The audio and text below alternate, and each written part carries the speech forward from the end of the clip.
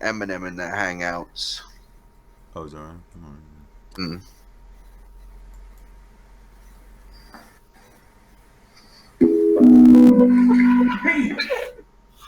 But yeah, that's a bit rapey. You know, the type of people who like, you know, that whole thing of like coercion rape.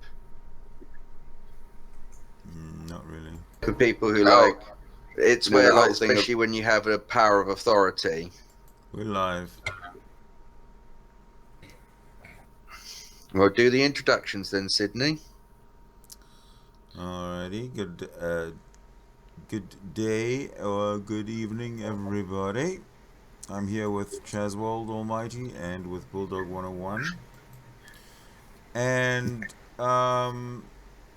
we have some chat logs going back, what, 3-4 years now? Going back, no, it goes back to 2014. In fact, the first entry is the 4th of September 2014. Oh, okay. Now, do you just want to read them out, Chaz, or do you want to actually display them? Well, I'm going to read them out. There is a copy of this available to anybody. I've got it here, you know, all copied and pasted into a Word document, and anybody is freely able to take the whole thing. I'm totally not being biased in any way. You're allowed to read the logs. You can see what I said, what Rob said, and if you have any questions of the stuff that's in there, that can be sorted out. You know, if you want to check the logs against what's actually on the chat log itself, I can screen share it into a Hangout with people. You don't want to do it ever live because Rob Beasley posted some pornographic pictures in this chat log, and so unfortunately it's not something that we can readily screen share, because if we accidentally show those pictures up, then we'll be guilty of porn bombing ourselves, which we've seen Beasley do, and we're not that stupid to begin with. You know, I mean, this is the thing, right? Prior to this chat log, what was going on was Rob had started coming into our Hangouts wanting to discuss his book and his ideas, and we didn't want to discuss it with him anymore because we tried to, and he won't listen to any criticism. He thinks that reason and logic is just bullshit. It's all about spiritualism and stuff. He's a woo-wooer. That's what he is. He's like a spirit science or a David Avocado Wolf. He's part of this new breed of conspiracy theorist. Like I full on expect Rob Beasley to become anti-GMO, like at some point, you know, or you know, believe in whole organic foods and stuff like that, and start preaching that. Like that is what I could see coming along. Like I could see him becoming an anti-vaxxer. You know, that sort of people. Like is it Natural News and Green Med Info and stuff like that? These fucking snake oil websites, you see. Dr. Oz, those type of people, like people who are disgraced to the idea of medicine. Mm-hmm. People who think Reiki is real. Yeah. I'm sorry, but if part of your medical repertoire is to suggest wizardry, you can fuck off. And so Rob didn't like getting any criticism. He didn't like people pointing out, you know, flaws in his worldview or anything like that. And, you know, obviously the reason why we're doing that is to try and help him better his worldview. That's the whole point of the debate that he was looking to have. Because when he came here, he was looking to sell his book. He was looking to sell his book by debating his ideas. Mm-hmm. That's accepting. Right. That's right, in the beginning. Yeah. And he'd already tried this and failed on Facebook. And then he'd he'd ported over to G Plus through one of the people he had met in the Great Debate community on Facebook. And then he tried doing all of this shit again. But this time, you know, it was voice chat. And I think he found that harder to handle than text chat. Because, you know, you can only sort of go comment, you know, so it keeps a pace, and there's no way you can sort of take an unlevel playing field in like a chat window, unless, you know, yours is the unpopular opinion, you know, not necessarily the wrong, just the unpopular opinion. But just because it's the unpopular opinion and people are disagreeing with you doesn't mean they're bullying you. Right. And, you know, they might be being passive aggressive little wankers, sure, but that doesn't then equal bullying. And I mean, this is the thing. I mean, Rob uses such broad fucking terms for things like bullying and gaslighting that inevitably he can make anything he likes fit that narrative. And so this was at the point where Rob had started making hangouts about us and calling us all so this is what it says on the 4th of September, right? Hello, Rob, it's me, Chaz. Oi. Rob replies, yes, mate, what's up? You want to talk to me, then you speak here. You cannot interrupt in text. Chaz, I have no need to talk to you, friend. You are not nice people. Why is that? How so? By the way, when I do those laughs, that's actually what he's typed. That isn't me adding that. That's actually in the quote. I would have thought that was obvious, Chaz. I can do this on my own, and I shall. And then I will come back for that apology. What? That I call you out on your behaviour? Mother was bad when she did that. All wrong, Chaz. So pathetic. That's what you told me, and that legitimately is. Rob told me that his mother was the kind of the controlling, the authoritarian, and his dad was the nicer one, the kind of the enabler almost. And mother was the kind of the and Rob had a genuine sort of dislike for his mother in the fact that he saw her as controlling. It didn't let Robbie do whatever Rob wanted to do. Was pretty much the message I took away from it. But Dad was nice. Dad basically let Rob do what he liked. So Dad was the good person. I mean, this behaviour, it mirrors to what we see today. I mean, so well. I think there is a correlation there. But yeah, so, and that is what he told me. And that's why, is it, Chaz, that you and your tribe get special privileges? Bit unfair, do you not think? Perhaps you norms don't understand justice. Right, now, what he means by norms, this is actually the thing I mean about the magical autisms. Okay. You know, I say about that. And I can tell you that message I was received on the 4th of September, 2014 at 14:55 UTC +1. So British summertime, basically.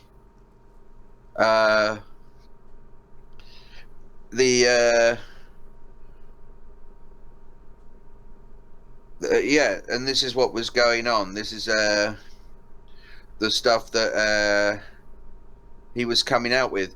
The norms, that's the reference to the magical autisms that I've been saying about, and we'll go into him actually talking about it in a second. Yeah, I'm asking him, how do we get special privileges? Because the special privileges, we don't ask for any special privileges. It's just we both get to talk, yeah. And it was done sort of like in a place where nobody had any mods, and sometimes, yeah, it could clusterfuck. But and someone would get shouted down. It was no hold barred. but he was offered the moderated debate and he would never accept it. What he wanted to do was Rob's house and Rob's rules. By which, if you join his hangout, you have to sit there, be quiet, key lock the mouth shut. And if Rob doesn't get to, if Rob doesn't get to dominate the conversation, then you get kicked. So if you ask him a question and he doesn't like it, you're pointing out his lies, his mistruths. You're basically attacking his delusionary version of events. Then Rob kicks you. Rob hides the video. In fact, not long ago today, before this, we were in a live hangout with Rob on Rob's channel, and the videos mysteriously suddenly disappeared the second after it finished being live. And I think Rob tried to maybe end the video by deleting it. I think Rob went in and actually just deleted it off his channel to try and stop the video from broadcasting. Oh, once he got kicked? Yep. And I think he did that because we were in there and I was saying about how I have this chat log, how I found, further evidence, and I've got the original master copy now. I've found the master copy to things I read out recently. Yeah. I've got screenshots of all of this as well, where you can see me showing concern from Rob. You can see my version of events where Rob isn't a victim of bullying. He's a victim of winding people the fuck up and then not liking the consequences for his behavior. Right. And I think he wants to silence that because he wants this bully boy narrative. And the reason why he does is Rob wants to justify himself not having mental illness by claiming it's because we bullied him. Well, Rob, we either bullied you to the point where you were mentally ill and put you in a hospital as you claim, as you allege, without any evidence, and you yourself say that you're making those allegations online with zero fucking evidence that that's the case. You have not gone to the psychologist and shown him the videos as you claim you would. Really? Not yet? Nope. And remember, he's hiding from his doctors. He's hiding from all medical professionals because we've heard him say it in Hangouts. He knows the second he speaks to a medical professional, he's going back in the clinky clink for a little holiday. He goes and wears the hug me jacket for a while until he's hugged himself into a nice calm, more placid attitude. And he still never answered the question of why he puts his bed up against the door to prevent anyone from coming into it. Well, now, you see, what that was is Rob's doctors were trying to gaslight him, so he had to put them on timeout. Like that James Baldwin, well, he was putting his doctors on timeout. Anyway, so I asked how he gets special privileges, and this is Rob to a T. He just puts, ha. That's it. That's his response to that question. This is the... All right, now I want to debate you, but you ask any questions. You try and I'm not going to actually, mutually reciprocate your side of the conversation, but you must always reciprocate my side. Yeah, he's like a mini Adolf Hitler. He is. This is why he got memed into fucking being Hitler and shit like that. We Godwin's Lord him. Rob, Rob, you do not have Asperger's. Anyone here with 2 good ears had better listen. Right? This is a text conversation. I just want to re-stress. Until you have an actual diagnosis and not just you trying to excuse your bad behavior, and he put... were you watching the video? Did you live my life? What makes you a better diagnostics? Something you read, perhaps? And I said, because I've actually done research on autism spectrum disorders, right? And I have. because of one of my goals in life when my daughter's a bit older is to pursue my dream of being a teacher. I want to go into primary school teaching, like teaching sort of 4, 5, 6, 7-year-olds. And I especially want to work with 4, 5, 6, 7-year-old children with special needs. And you know, so I've had to do stuff looking at things like autism. I've done some teacher training already, which of course I've had to, you know, take into account these things. It's important to my goal, and if something is important to me, if something is a particular passion of mine, I pursue it to the nth degree. But that's the thing.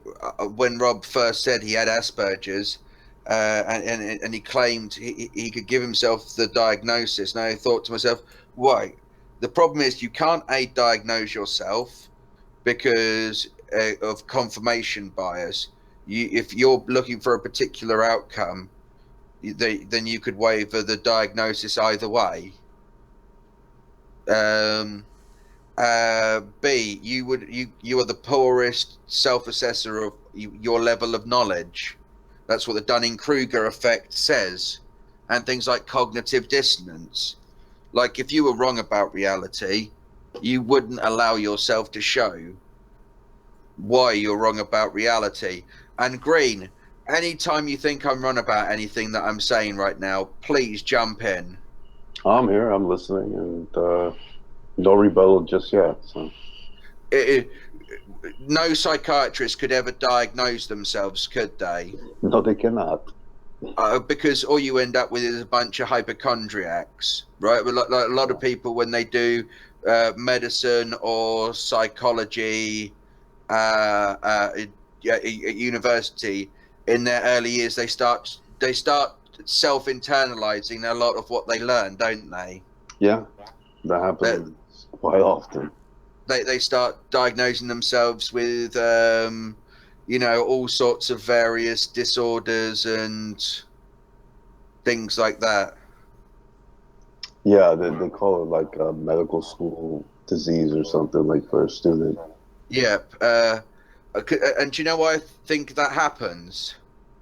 We, none of us are all entirely sane. If we were entirely sane, we would have rationalized away all of our insecurities. Mm-hmm. And the problem is, we're not often using reason when we rationalize. And if we do have a cognitive dissonance, we have a dissonance around maybe a particular event. There's some sort of insecurity that naggles at us. That one time where we did a stupid thing, and we still feel the embarrassment today for that stupid thing that we've done. Yeah. That and we'll see a reoccurring thing with a certain gentleman that we're, you know, currently talking about. The thing is that when you gain this knowledge, when you suddenly see these almost like get out of jail free card explanations as to why that thing isn't somehow your fault, it can be very, very interesting to want to internalize that. So if you're like, you feel you basically you don't agree with something that you said or did one time in the past, yeah, and you're like, oh, I was a prick for doing that. Why did I do that? You know, and then suddenly you come across this book that says, well, you technically didn't do that. Some magical force out there kind of made you be a prick, and it's not your fault. So it's okay to forgive yourself. That would feel like a very, very relieving thing. It resolves that paradox, that dissonance, and it can seem like a comfortable get out of jail free card to that situation.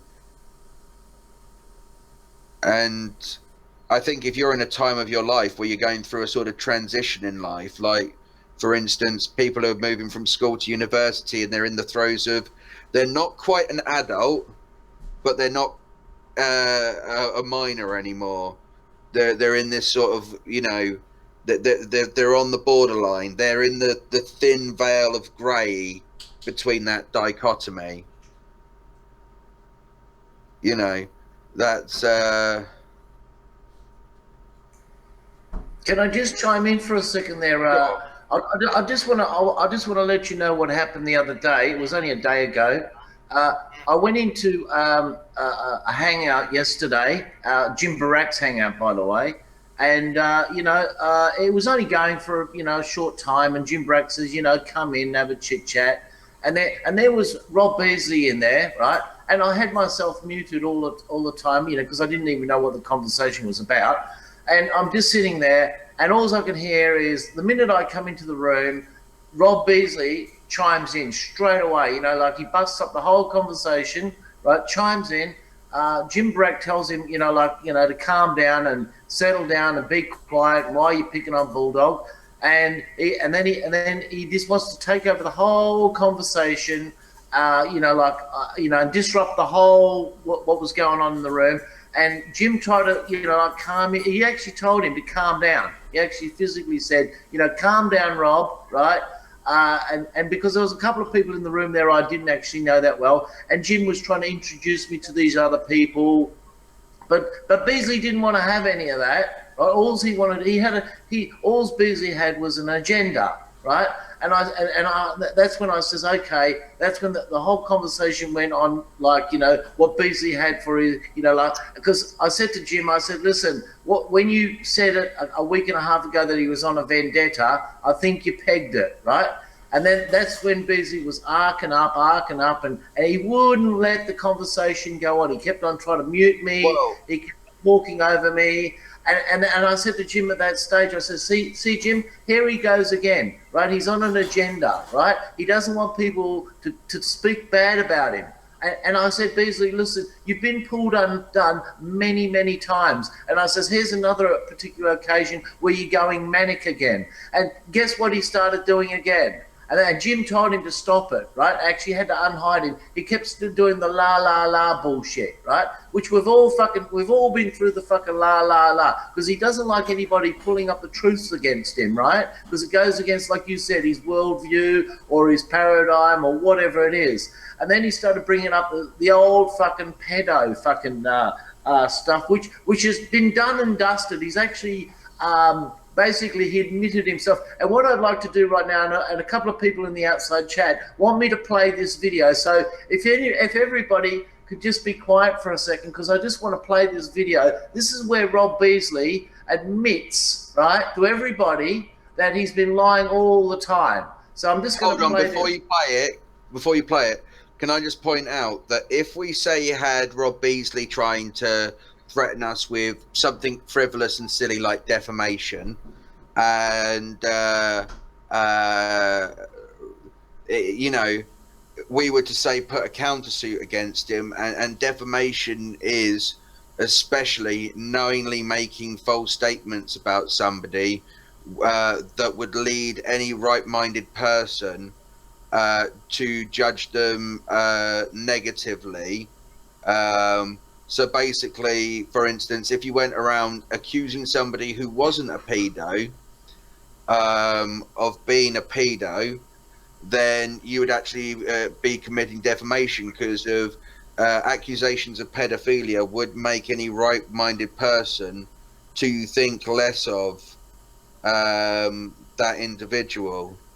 Well, what happened? I'll tell you what happened, right? Jim wanted to see the evidence, right? And that's when what happened, right? Beasley didn't want me to play this particular video, so what he did, right? He sniped me out of the room, right? And then he continued to snipe everybody else out of the room, because he didn't want this evidence to be played. But he can't do that now, because he doesn't have any access to get inside this room. And this is the problem with Rob Beasley, right? When you've got something against him, right, in hard, you know, like whether it's video or whatever it is, he doesn't want anybody to to see it, right? So this is why I want to play this unimpeded, right? And then it's only 2 minutes 40 seconds long, and then we can critique it afterwards. But I just want to play it for the full 2 minutes 40. There's people in YouTube who want to listen to it as well, so I'm just going to play it now anyway. When you lie, it's still a lie. It doesn't matter what you did it for. You know, let's examine the lie, shall we? No. Do you agree that a lie is a lie? It's very simple. Just with you till the day you die. I'm not doing it. You're a comment. Wait a minute. No, that's your ego mind. Don't say no. Yeah, it is. Unless you admit the lie, then it's the slight fourth point. Well, you admitted, let's check on that. You said multiple times that he was a pedophile. And then you claim in the proof, and it was recorded that you said, no, you don't think he is. And there's your lie. You got caught in it. No, I don't even have to ask you for it. Yeah, well, here's a question to you. Now, is John Mayer alive? Probably. Yeah, he actually admits it in the video. But what I wanted to say to you is, let's talk about, because you wanted to find out about my life, right?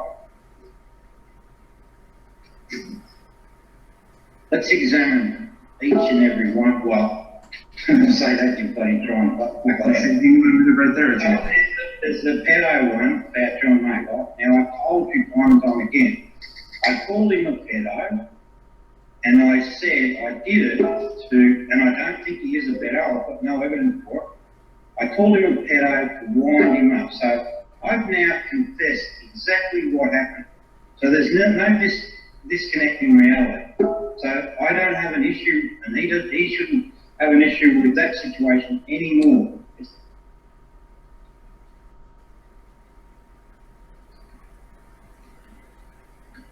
not like well, we asked him to tell the truth, we just don't get it. You asked me, I tell you the truth, right? That's when you don't. And remember, you weren't listening, right? You weren't listening when I said to you, the behavioural patterns that we witnessed in John Mayer. That's also a lie. What? Sorry? Why? Because I even restate, I even paraphrase what you said back at me afterwards. You can't claim that I wasn't listening. And that's the end of it, right? So here we have Rob Beasley admitting all along that he's been fucking lying, right? We've even got video evidence of him lying about what he's been talking about me all along, right? So he's been winding me up. Now, that is video evidence. Bulldog, wouldn't that also be video evidence of him saying he's trying to gaslight you? Yeah, well, exactly. We could use that against him for fucking gaslighting. And he's admitted all along that all of these things that he's been saying, he even says, I don't believe he's a fucking pedo. And he admits that he's been saying it to wind me up, right? Now, this is what he didn't want me to play in Jim Barak's room, right? That's why he went fucking full on retard, right? He went down the fucking la, la, la, la, la, right? I kept fucking pausing the fucking video because he kept doing the la, la, right? Jim Barak told him to shut up. He wouldn't shut up. And that's when Bezo, he started to snipe the room, right? Because he didn't want to hear the fucking truth, right? And that's what it's all been all along, all of this time. And now we've got the evidence what we needed. I've already had other evidence as well. This is just conclusive evidence, what I've been saying all along. He's full of shit. He needs medical fucking help. And he's one of the biggest fucking liars on G+. He reneges on everything he fucking says. He even says with girls about how it was a social experiment, about pulling their fucking tits out, and he'd never do it again. And guess what? He's fucking doing it again. He's fucking gone full on fucking retard again. So he's even reneged on that as well. Well, so, here's the thing, right? He's just asking all of these women, some of the people on here who have maybe mental issues, and one could argue it's a bit unethical to try and engage them in any sexual behavior because they're not right of mind. So you could easily take advantage of them. Or you might have people who are very vulnerable. You might have people who are rape victims. And what somebody who might be a rape victim, or, well, rape survivor, should we say, or somebody who was in a relationship where they might have been abused sexually, is Rob haranguing them about talking about their pussy. So either Rob is doing this behavior because he's crazy, or Rob is doing this behavior deliberately and maliciously. Yeah, to gaslight people. Well, in order to what exactly with these women? He seems to say that this is a genuine interest he has. He's just been a bit sexually creepy, maybe, and a bit overt towards women. I mean, there's nothing wrong with two people on G+ wanting to go and watch each other diddle themselves. We know there's quite a few women out there who are often more than willing to do it, but a lot of the ones that tend to be a bit broken.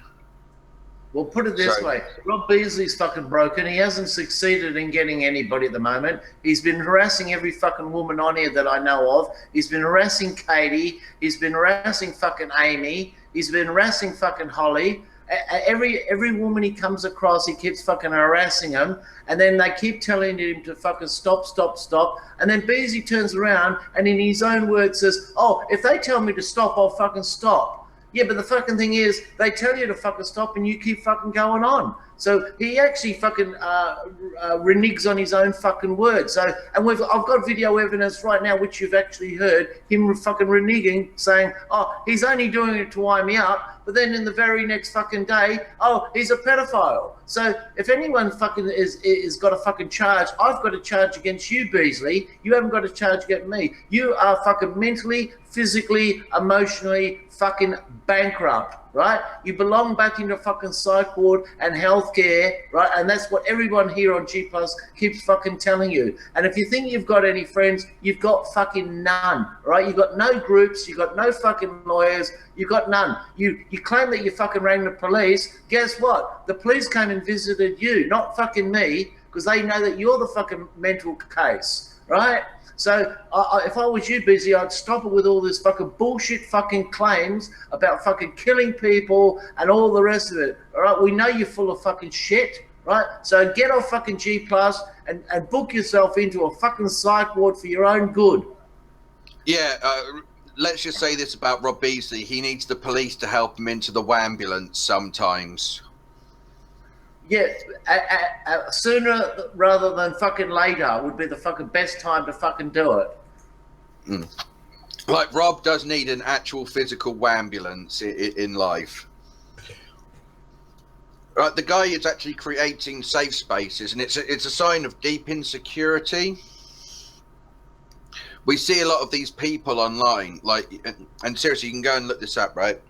There are lots of these students and stuff online who are actually diagnosed medically with anxiety disorders and like bipolar,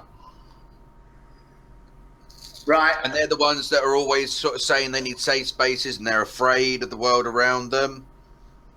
And I think that's our Robbie to some degree. Yeah, I don't think he understands it. Yeah, he's got serious fucking problems, right? I'm not a fucking doctor to diagnose him, but guess what? I still, he's got a fucking problem. I just haven't got the qualifications to call it which one he's got. He's probably, right. A matter of fact, I reckon he's got all of them. There you go. I mean, here's the thing. Like, I can say that, you know, he displays, if you take a medical definition, because this is what a doctor does, and Frank, disagree with me if I'm wrong here, like psychology, you have the DSM-5 now, isn't it? Correct. Okay, and in there gives the sort of medically agreed upon definitions in psychology for certain conditions, what criteria must be met to say this person has that condition. Yes. Sometimes those definitions can be a bit broad, and you know, that's medical science. Refining these definitions is the purpose of psychology and medical science research. Mm-hmm. as well as obviously debate and discussion among the community, as to that basically argue the semantics of it. Because there's a board, isn't there, pretty much, that make a up board. Well, it was an actual board, but the person who designed it was a person that was surprisingly autistic. He was like a statistician and basically brought some legitimacy into the field of psychiatry. Which is good, because there is some. I mean, there are several sort of like subfields of psychology, like cognitive psychology, behavioral psychology, humanistic psychology. Mm-hmm. Some of them are very sort of empirical. Some of them rely more on sort of interpretations and hypothesizings. Yeah. And sort of like the proofs to it is more based on a reasoning than it is any sort of data as much, but they all contribute together to help advance psychology, some more so than others, in my particular opinion. Well, psychology touches all types of fields, but what it touches upon with the legitimacy is biology. Yeah. So you really have to connect those two, because they go hand in hand. Like the neuroscience, because things like the behavioral field and the sort of like biopsychology, those are the ones that are really sort of connecting psychology to the neurology. Correct. Sort of research, because I mean that's the main thing. What we learn from fMRIs about the actual sort of mechanisms by which the brain works can tell us which logical ideas of those mechanisms fit best. Because of when we get this sort of like, we try and guess at the reasoning for people's behavior. I think that's more where it's a bit harder, because we could record someone doing an action, but we can't necessarily deduce what that is. We can make random guessing, and we've seen even with cold reading that you can randomly guess quite accurately. And so you have to be sort of careful what is guesswork and what is educated guesswork. Well, that's why I love behaviorism, because there's no room for that. But the other fields, with the clinical practice of social psychology, things, these type of things are more, in the realms of sociology and how people behave in the group and individually too. So it's interesting, but it's more, within that culture too. But this is why psychology is so broad. I think you could probably make up a massive Venn diagram of all of the different sort of like macro and micro fields, and you could quite easily show where a lot of them overlap, and then even those overlapments where we get a lot of these subgroups, like you get like sociobiology and evolutionary psychology. Correct. But things with like evolutionary psychology and things like a lot of the people who study evolution got an issue with evolutionary psychology, which is really I understand, because like that, like social Darwinism or something like that, where it kind of misquote Darwin in the sense, this survival of the fittest thing, and people just take it. Well, I think a lot of people misunderstand. It's going for a very biological deterministic stance, which is more sort of typical of the harder sciences. Yeah, I guess the question is the question of the why thing, sometimes gets us into trouble. Yeah. I think what the evolutionary psychologists are just trying to say is that a lot of our behavior, like for instance, the shopping differences between men and women might be due to biological differences, which create the same behavior that made men hunt and women gather, is the same thing that makes the differences of men being sort of like, less likely to window shop than women. Like, you know, there's been this pattern: if women go to a supermarket, they will move around the aisles more than the men will. Men will typically go to what they want and then leave. Mm-hmm. Women are more likely to browse. Again, it's a, I would call it more of an assumption of, I guess, why this is happening. But well, I mean, it does stand to reason that a lot of the processes in our sort of like our unconscious and subconscious actions and behaviors are driven a large proportion of that sort of like mechanically, sort of mechanistically, whereby it's, you know, stimuli response. So, you know, force applies down to one side of the seesaw, the other side comes up, sort of thing. And so that these biological processes were formed the same way that the biological processes formed our erectile spine, or our opposable thumbs, or our fronting facing vision, you know, our muscle structure, the sexually dimorphic physical aspects, the same sort of process of evolution and evolutionary pressures, environmental pressures, affects not only our biology but the makeup of our biological psychology, in the fact of those you know, the size and shape of amygdala, and the size and shape of lobes, and the synapses available to process certain bits of information. There's some behavior we can't control. And I'd cite micro expressions as being part of what would lend some credence to that. I mean, we've socially evolved the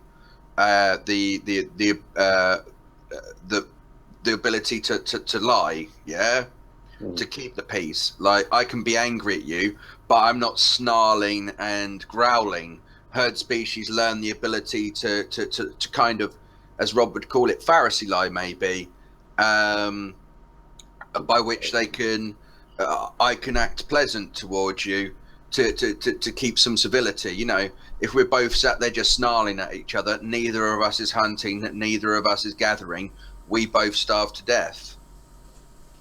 So by not just sitting there and snarling at each other, by being able to mask a smile, you know, we can get on with our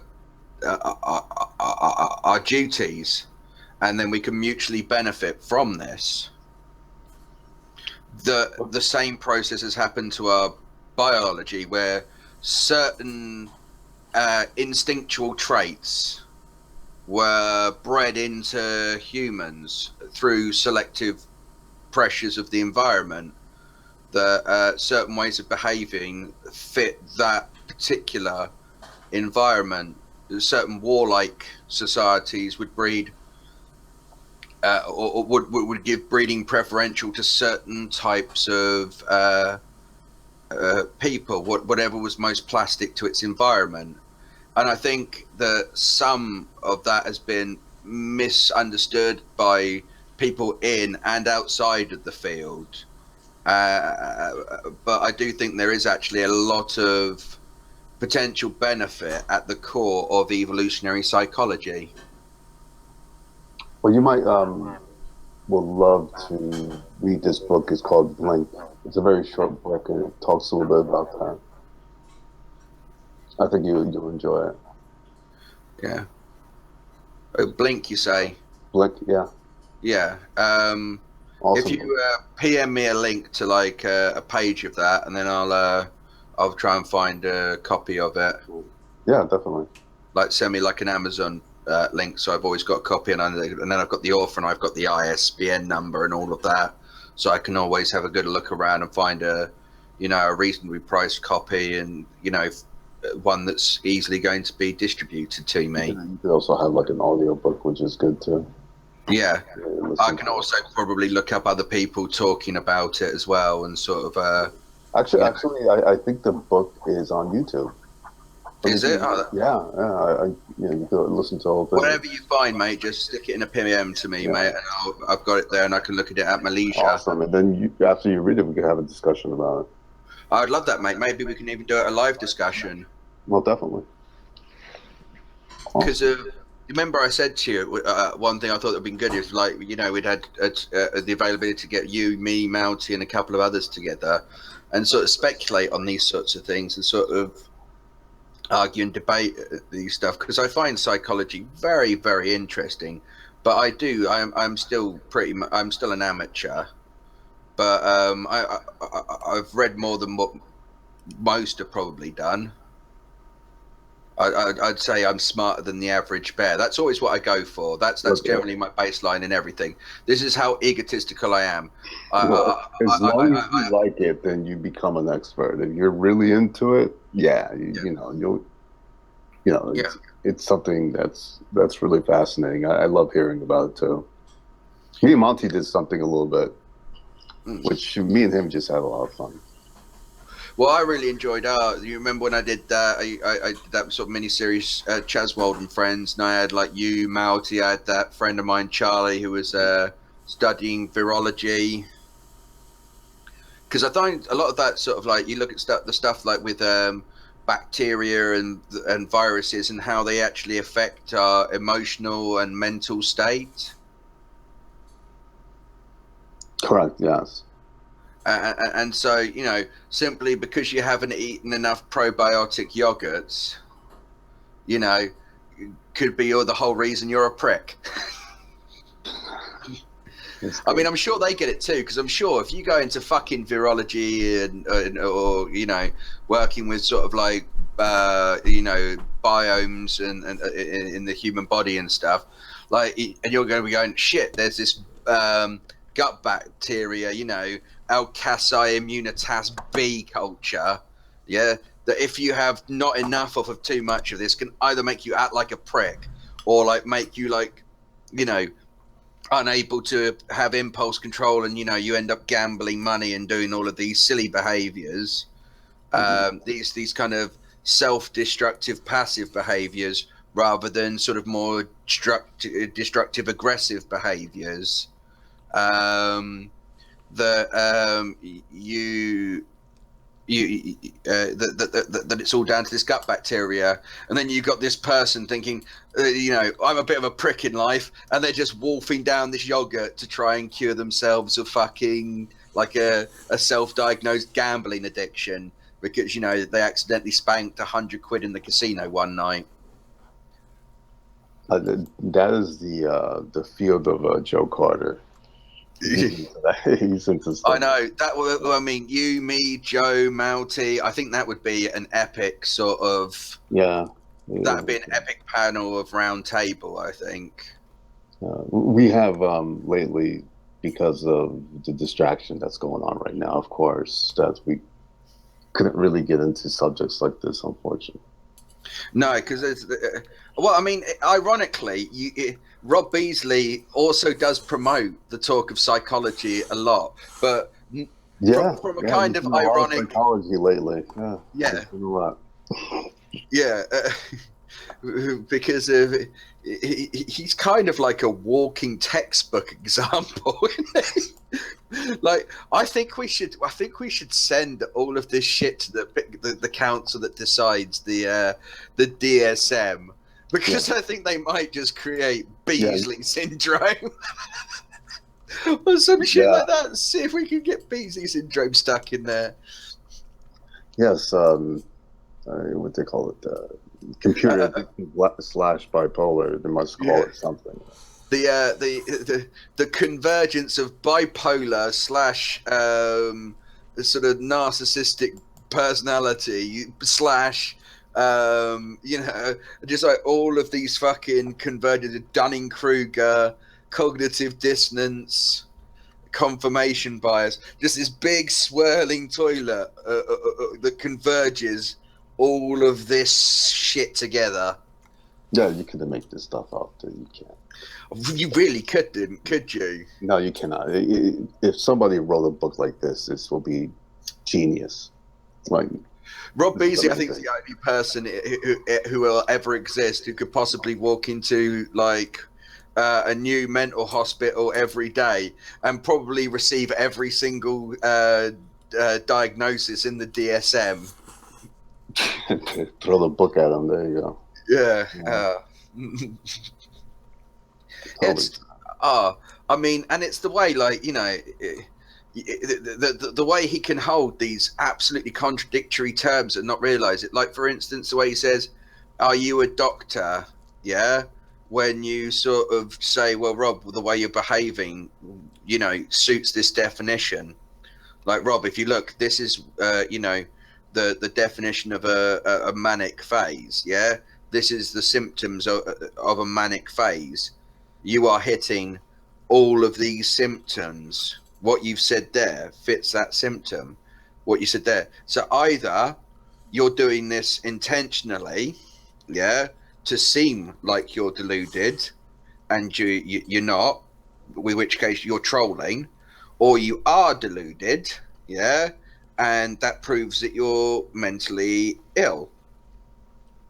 And that's the kind of catch-22 he finds himself in with this situation. He either has to backpedal and say he's lying, or he has to backpedal and say he's lying.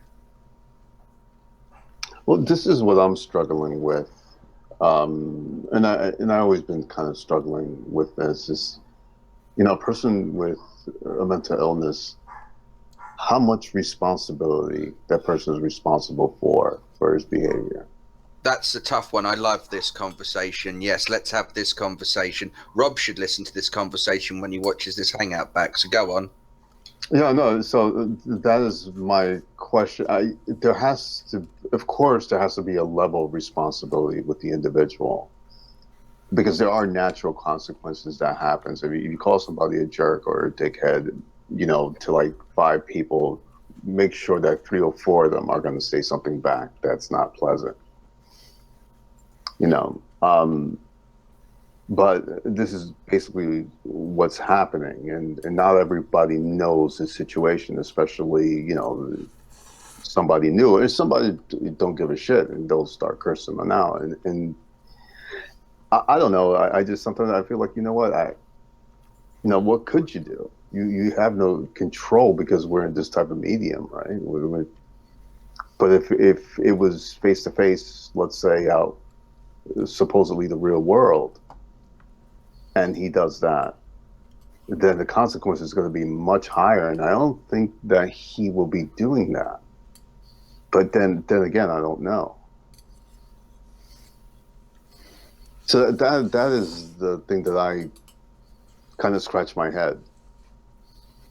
You know, how much is this like he really knows what he's doing, or he just doesn't, has no control over it whatsoever. Yeah, I mean, it is kind of a catch-22 situation again, because I mean, I've been saying this. It's the whole thing of sort of free choice versus you know, determinism. You know, does free choice really exist? And you know, it's just like, for instance, could we blame somebody for murdering 1,000 people to save the life of their daughter? You know, that's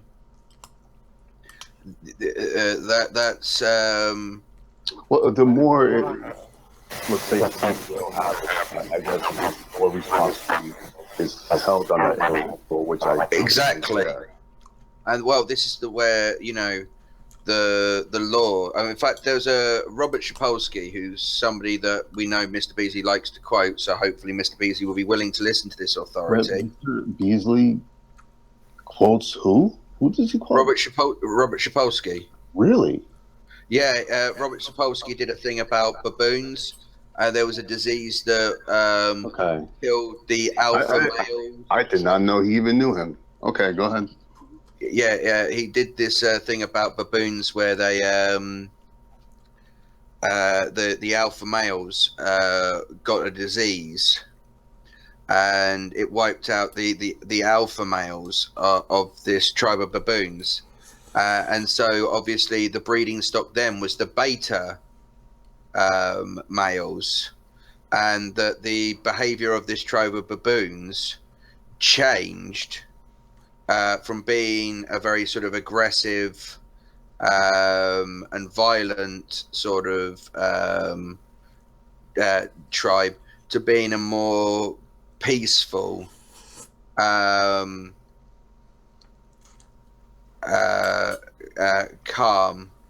tribe, one that would seem more sort of like I'm trying to think of the best sort of way to describe it, because Rob described it sort of incorrectly as they sort of almost like you're saying, you know, they kind of had more yang than yin, but it is kind of a bit sort of like that. They went from this sort of like aggressive culture to this more passive culture.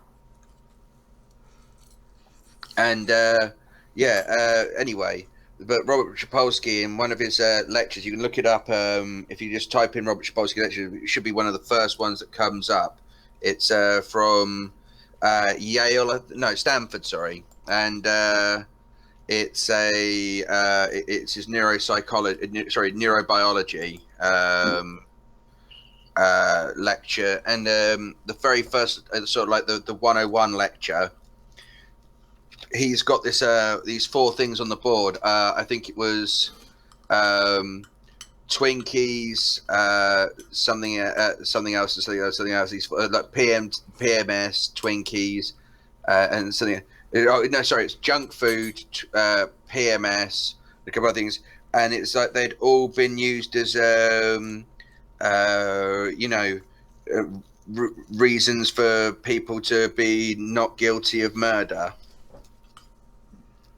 That that some guy who had diabetes, he ate a lot of junk food. Obviously, he had a sugar imbalance, and that caused him to become aggressive.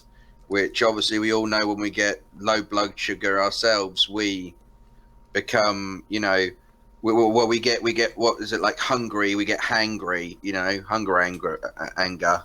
Mm-hmm. And you know, somebody suffers an extreme version of hunger anger, can be prone to violent outbursts that they have no ability to not have a violent outburst. But then that starts to make us question, anytime we do give a violent outburst, is there any really times where we can actually control it? Yeah, I could definitely see that. And I think if, let's say, the criminal justice system starts looking, let's say, at more things are in more aspects of determinism, I believe that we'll have a better understanding of behavior. Yeah, well, I mean, we a lot of the things about behavior is with operant conditioning, for instance. Mm-hmm. There could be a chance for rehabilitation. We could re-educate the behaviors.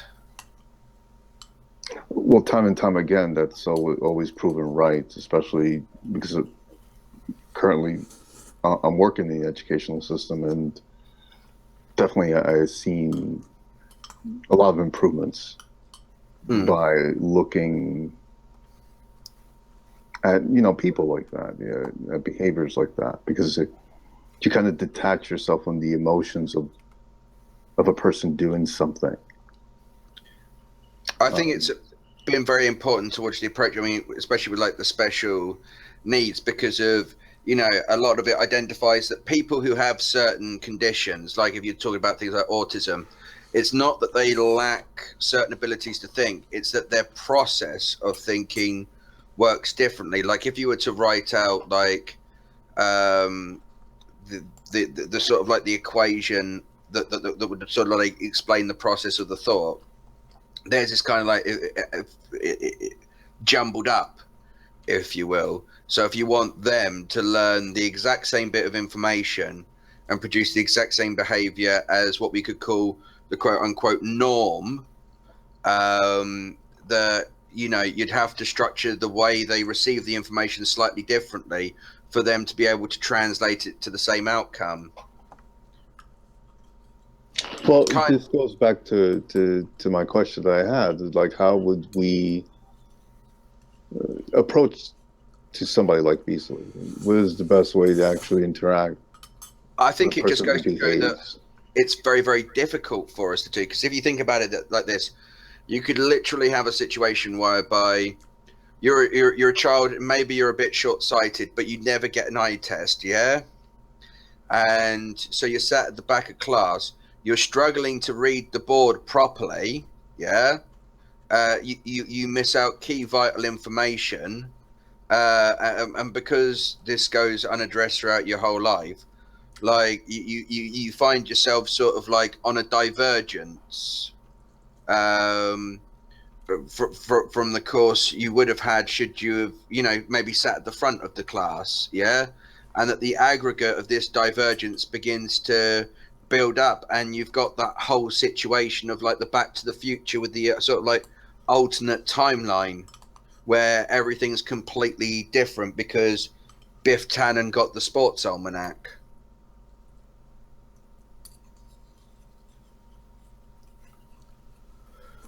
I'm sorry, can you repeat that? I just missed something. Sorry, what did you miss? I missed that last part about that. Since you said divergence, I kind of lost you somehow. Oh, yeah. If you say we took somebody and we managed to clone them, yeah, like let's say we were a Time Lord, yeah, and we could restart this experiment with, you know, with the same starting point, yeah, and then we have this kind of like the moment between do you go left or do you go right, Mm-hmm. right? Or should we say do you go straight on or do you turn right? Yeah. Mm-hmm. The sort of the fork in the road, and the thing with that situation is you could follow both forks, yeah. But because say you were sat in the middle or back of the class rather than the front of the class, and you were mildly short-sighted, that this would create a struggle for you to actually positively participate to the degree that you could in the classroom,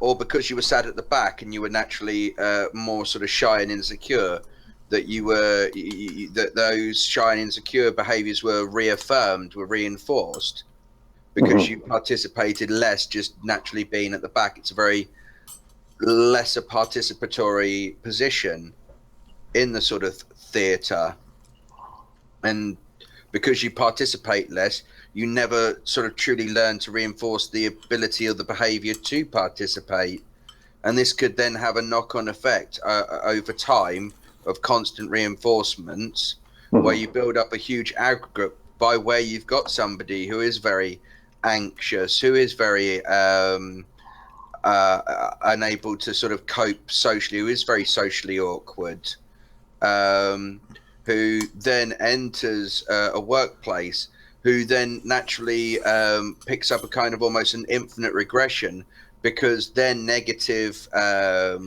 social behavior, their inability to do correct social behaviors, their inability to, you know, properly participate, is what then makes them viewed negatively by people in that particular sort of paradigm, that then also then reinforces the kind of, or should we say, negatively reinforces the idea of doing those behaviors to kind of want less to try and socialize. So what you're basically saying is the situation to a large degree, yeah, and until something can break this paradox, like i.e. until Beasley accepts that he has his illness, that he's been medically diagnosed with by 2 independent medical facilities on 2 different occasions,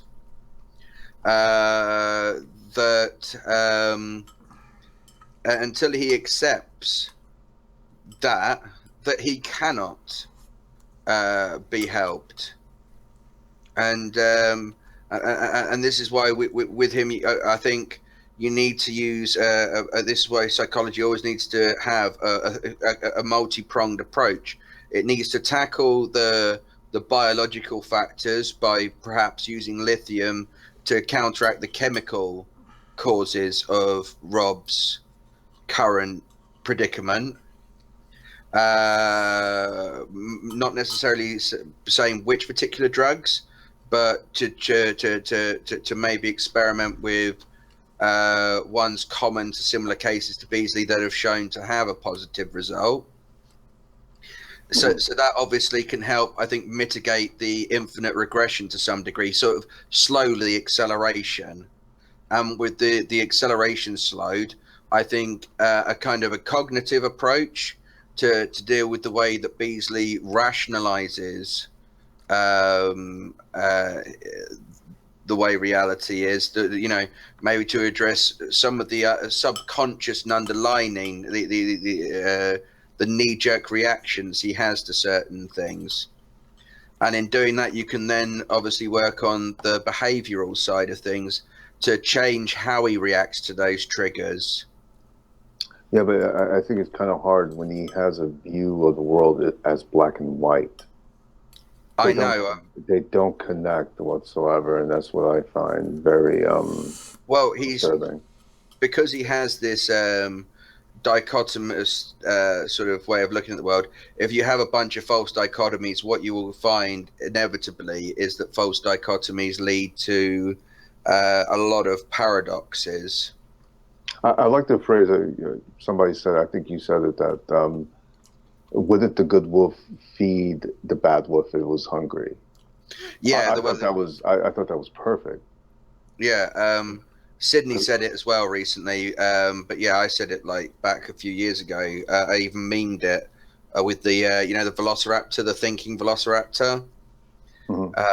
It was if one wolf is altruistic and the other wolf is selfish, if you feed the altruistic wolf, it must by its nature feed the selfish wolf.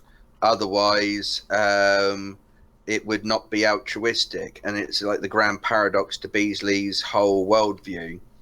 But the thing is, there is actually a resolution to the paradox, but it does mean altering his paradigm somewhat, which he doesn't want to do because he wants to use it to prop up this, faulty narrative that's built on paradoxes. This grand delusion, this paradoxical delusionary narrative he has, which I've lost my train of thought.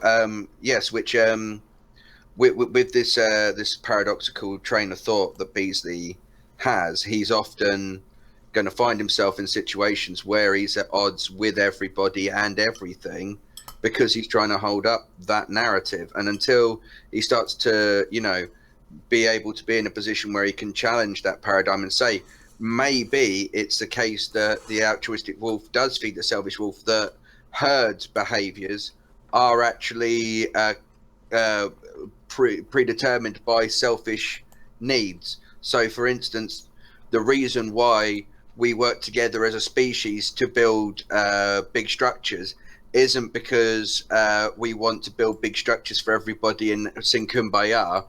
It's because we want use of the big structure. If it doesn't benefit us, we ain't fucking interested. The fact that altruistic behaviors are mutually beneficial, i.e. therefore beneficial for the self, is the reason why they exist. And this is one of the reasons why I think he has much of the issues with people who sits on the fence. And there was one point he called the most dangerous. Yeah. So it is fascinating. The thing that got me too is like he's blaming you for the end of the 40-year marriage with his wife. Yeah, I mean, I just that is nuts. Actually, there is no mechanism. This is the thing. If you want to right, this is the thing. This is my standard to which by I'll judge a truth claim that anybody makes, is that can you describe the mechanism of causality that results in this? Like, i.e., why would somebody of an anxious nature being failed by the school system have a bad outcome? But what could the school system do with a naturally anxious person to kind of mitigate the effect that anxiety has over time in aggregate sort of evolution of that person's development? What can they do to mitigate that? What kind of evolutionary controls, what kind of selective breedings can we do to if you will, metaphorically speaking, to make that anxious person, you know, more able to sort of like fit within that, you know, narrow band of functionality? If you think about it like a kind of like a needle that sort of like it starts in the middle and it can swing either way, yeah, right? And one extreme of one side, like overly confident to the point of arrogance, is bad, and you know, over to the other side where you're completely what's the word, introvert, you know, to the point of you know, inability to function whatsoever, to the point of possible suicide because of isolation. That you know, that's the bad. And then you got this narrow band in the middle, this sort of like acceptable level of pressure, and so, you know, there's lots of things that we would have to do. And I think because it's just such a whole range, and it would be so individual, you'd have to have a wide amount of differentiation. I don't think there is one human being alive, nor a system of human beings, that could ever truly create the perfect system. No, because the system is always a work in progress, because it has to adapt to the environment at hand. Exactly, and what effects the environment has with us, what, you know, that kind of perpetual exchange between the two systems, between us and our environment. Like, for instance, our environment gives us a lot of apples. Well, we start taking in a lot of cyanide. This cyanide causes, you know, minor toxic death of part of your brain, and it makes you then, like, say, like it has an effect on the temporal lobe. Like, I don't know, I'm just making shit up here, but for the purposes of it, like, let's say the arsenic in apples could cause the toxic cell death in the temporal lobe, because it gets, you know, it builds up in deposits there, and then it causes the, you know, the temporal lobe to malform. That affects your entire ability to actually reason and understand things properly. You know, and that would be the case. We can't control these. We don't have the power of God to change these certain factors, to be able to fully control them. And also, with the thing of control is one of the problems with a person with bipolar disorder, because it's consistently trying to control the environment and becomes almost delusionary to the point of paranoia. And one person would assume, I mean, logically, I mean, if you've got somebody who is delusionary and they're trying to reinforce that delusion, that because it's a, I don't know, it's a safe space, it's kind of it's helping them avoid addressing some deep insecurity and rationalizing it. Mm-hmm.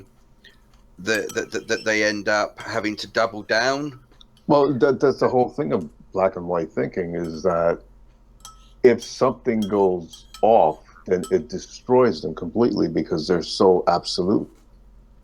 Yeah, they're trying to keep up the switches in white, and the second they see a switch in black, they find it hard to sort of justify, and that they either end up not being able to accept the obvious contradictions, because if they address the contradictions, they also need the ability by which to properly rationalize a contradiction.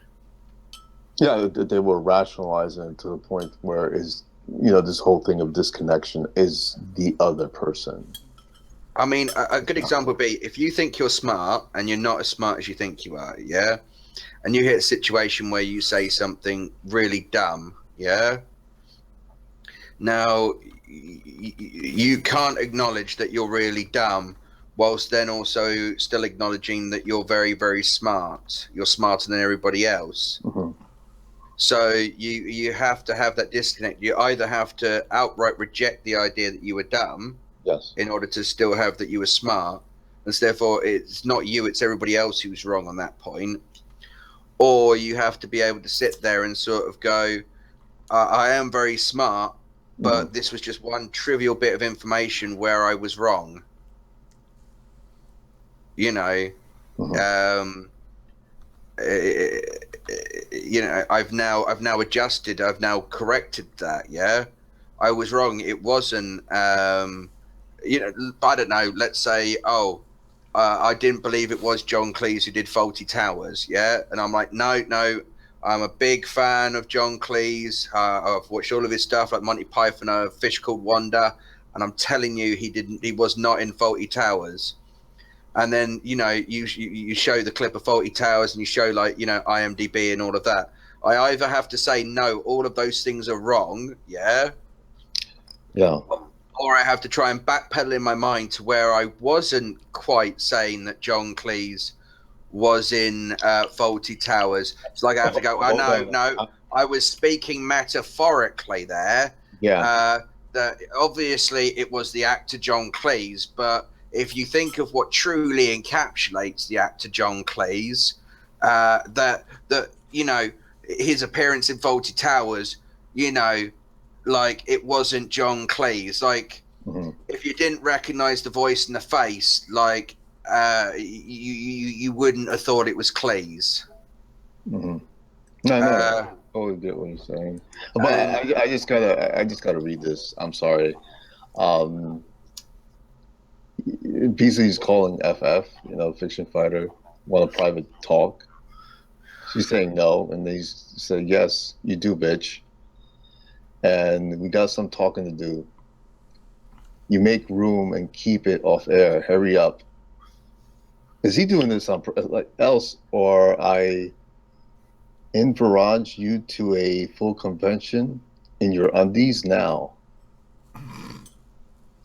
Full confession in undies by 1 hour and 1 minute from now. No confession, plan B. Quid pro quo, 100 truth. Now fiction is probably gonna respond. And I'm sorry that I'm doing this. I have to. You're a sick fuck beast. Nah, this is Beasley. He is just. He's just whatever. Right. Either this is a symptom of his his declining mental health, which I said it would be, or this is deliberate behavior by Beasley to either make us think that he's crazy when he's not, or this is a deliberate behavior by Beasley. Beasley is deliberately sexually harassing women to punish them for being bad in his eyes, for doing something wrong. Well, like, either it's a symptom of mental illness or it's a symptom of mental illness. It's either a symptom of some sort of fucking, like, sociopathic, narcissistic personality type deal, or it's a symptom of a fucking bipolar disorder in a fucking manic phase. You pick, Beasley. You're either a sick son of a bitch like Charlie Manson, or you're a mentally ill person, you know, like the type of person who, you know, kind of just has a psychological break and starts eating paste and licking the windows.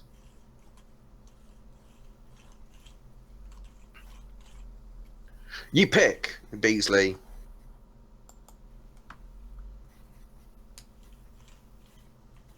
because the only thing you could do is maybe stop the behavior.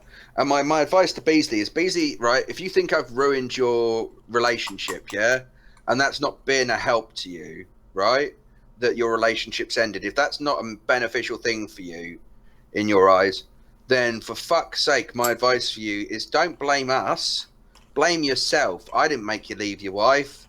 I didn't make Sandra not want you to fuck about on her. Like, I'm pretty sure when you got married to her, you told her that you would honor certain things, yeah?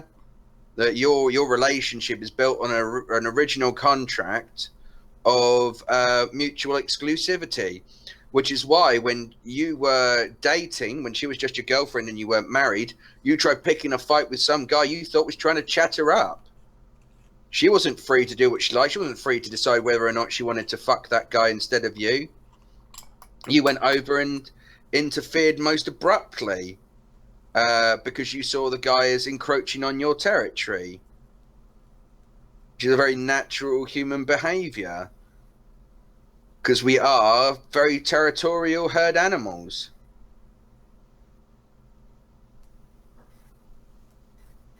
It's why we do tribalistic behaviors.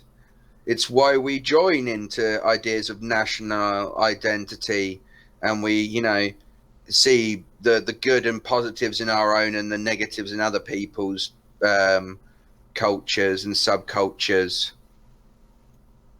Like, fuck, I remember when I was at school, most kids, like 90% of the kids, fit into one or two categories. You were either a goth or you were a chav.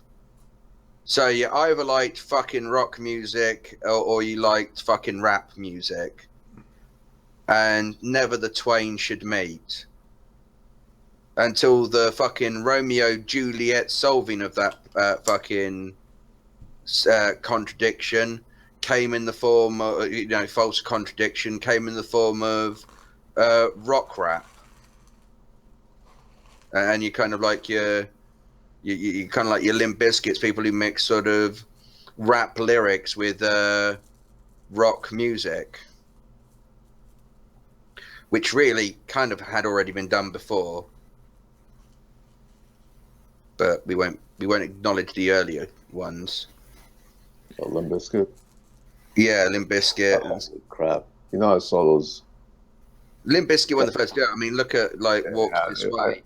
And before that, I mean, if you go back, you look at like the early days of rap, it had a lot of rock and funk hit influences.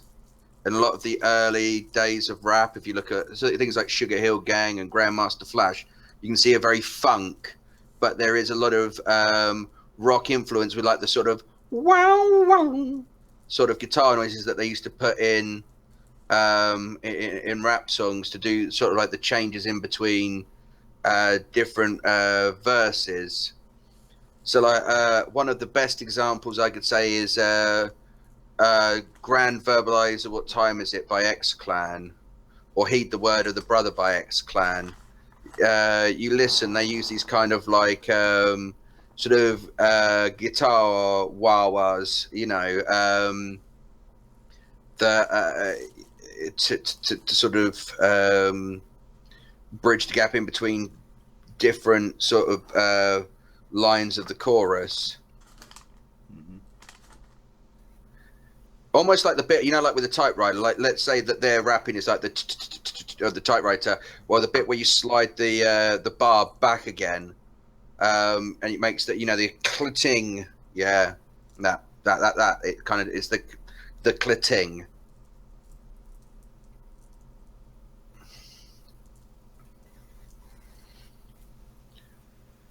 And I mean, this is the type of conversations we would have with Beasley, but Beasley is incapable. And until Beasley, I think, addresses that, I don't think he will be capable. So I think either Beasley needs to stay away from us until, you know, such time as, you know, he can work on what his issue is, or he's willing to sort of sit down and try to consciously make an effort to avoid, you know, trying to pick arguments with us, and maybe just join in the discussions, maybe try and accept that he could learn something from us. from discussing with us, but he can't. I say he's too narcissistic to do that. The cognitive dissonance is deep.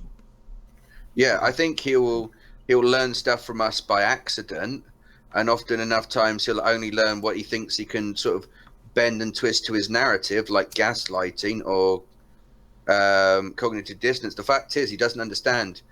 In order to be gaslit, you would have to not know you're being gaslit. That is a very good point. Because of the whole point is you have to have a suspicion, an unconfirmable suspicion that somebody's trying to fuck with you, because then you're left in that constant sort of again, sort of like positive or some could say negative feedback loop of I'm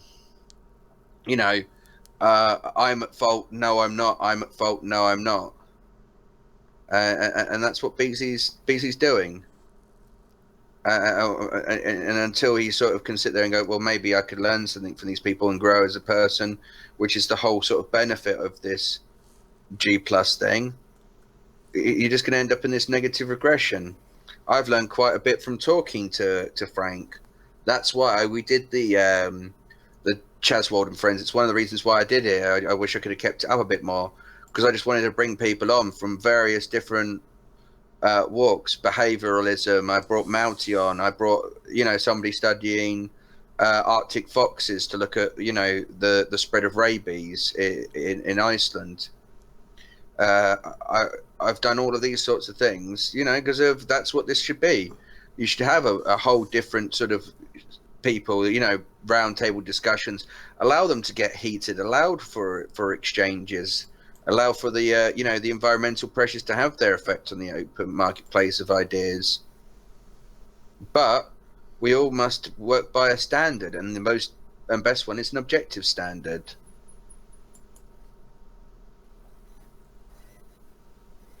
We agree upon a definition, and then either something fits A or it doesn't fit A. Not making up your own definitions on something. Yep. Oh. And being willing to accept when you violated your own definition.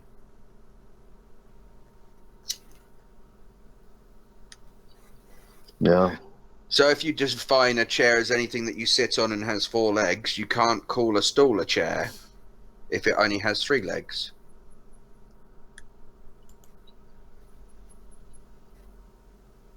And you can't say, well, it's something that you sit on. No, you have to realize that you violated your own definition.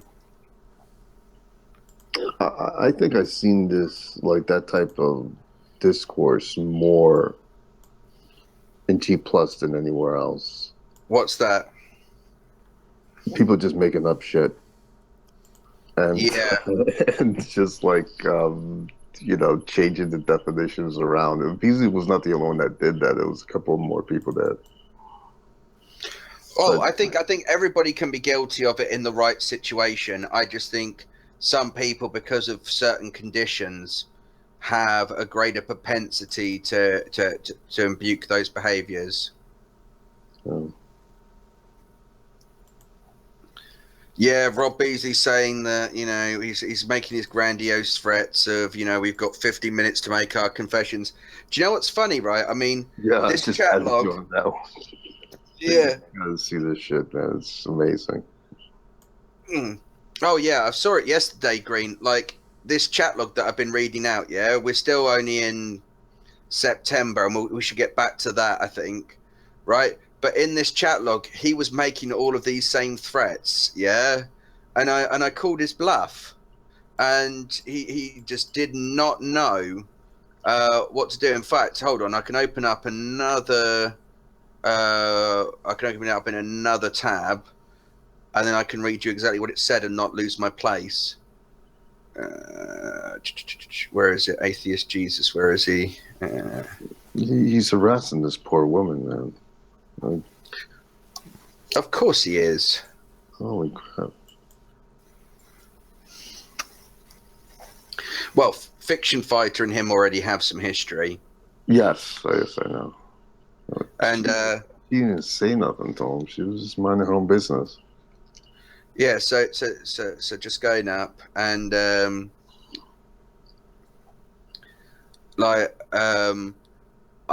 sent Rob a message saying, if you want to talk to me, now is your chance. And he's like, about what? And I'm like saying to him, you know what? And he's like saying, you know, no, you do your confession or Down's dog gets it in your undies. And I asked him to come into a call and, you know, join in, you know, have a discussion with me, just talk. Yeah. And he's saying he's like Alexander the Great. So, you know, he's calling himself Alex the Great. Yeah. So, but that in no way is not him being then Chazwold the Almighty in any way, you know, like he likes to try and accuse me of, because he doesn't understand the fact that ChazwoldAlmighty isn't myself calling myself Almighty. It's called ChazwoldAlmighty, as it's like the almighty content of Chazwold. Mm-hmm. So he's basically nitpicking stuff. Well, no, it's basically him just making shit up as he goes along. Okay. That's what he is. You know that bit in Monty Python, or he said this before, bit where he's like, it's Life of Brian, and he falls out that window and he knocks the guy off the stage, and he's there then, like, and he's trying to hide from the guards, and he's like doing the whole consider the lily speech and stuff, and he's like talking about the birds, yeah, and he's like, he says the birds are scrounging, you know, and he's like, oh, there's this guy, and he had 2 sons. He's like, what were their names? I don't know. He's like, ew, he says he doesn't know, and he goes, you know, well, they were Peter and Gable, you know. Oh, you said you didn't know. Oh, he's just making it up as he goes along. You know, that's what Rob Beasley is essentially, is he's that. And so we spoke briefly on a call, which didn't last very long. And I was saying to him, well, look, Beasley, I can't make this confession for you in my underpants. I don't have a camera. And he's like, well, work it out. And he goes, oh, there is nothing to work out. I have no camera. And he's like, you choose, I act. And he's like, you know, demanding this full confession. And he's just like, fucking. Well, he's saying the language again with the confession. He goes, you know, confess, love or hate, choose. Yeah, well, he's like, no pickup for Robbie. He goes, by 6 p.m., no pickup for Robbie, full confession in undies, or quid pro quo applies. I lose love, you lose love. I don't think he quite knows what quid pro quo means. Quid pro quo doesn't sort of mean like an eye for an eye. It means one hand washes another. By benefiting me, I will then benefit you. You scratch my back, I'll scratch yours. Right. Whereas it's not sort of saying that, you know, if you've taken out my eye, I must take out your eye. That's not quite the implication there, but by what quid pro quo means. I mean, Beasley's sort of like kind of twisting the definition to the point of where it's more analogous than literal. Mm-hmm.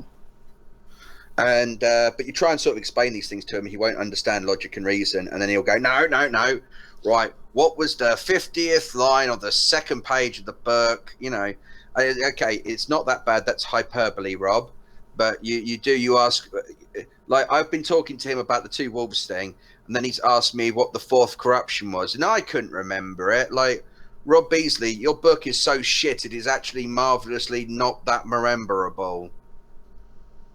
You know, someone's brain, after they hear it, goes, nah, this is a bunch of nonsense, and just hits the delete.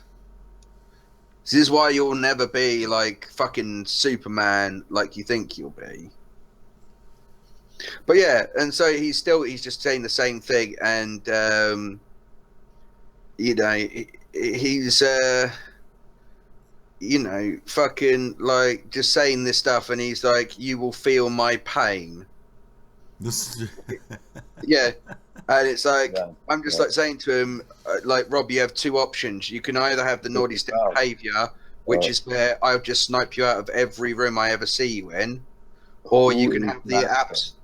You have 8 minutes to name master or lose son. Don't fuck with me. Yeah.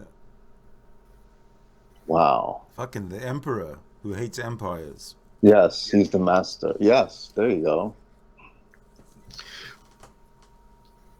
Rob, you said you were the master. I am the doctor. What? If we're going to live in Rob's delusions, I at least want it to be vaguely interesting. It's getting a Doctor Who theme.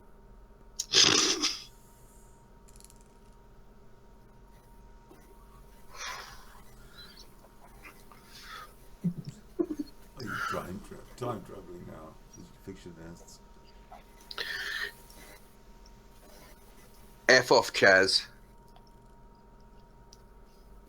Rob, I have more chance with than you do, and it's still no for me, so leave alone, you sick bastard. Oh, who did we lose there? A Bulldog. Fucking sort out your internet, Bulldog. You stupid Aussie cunt.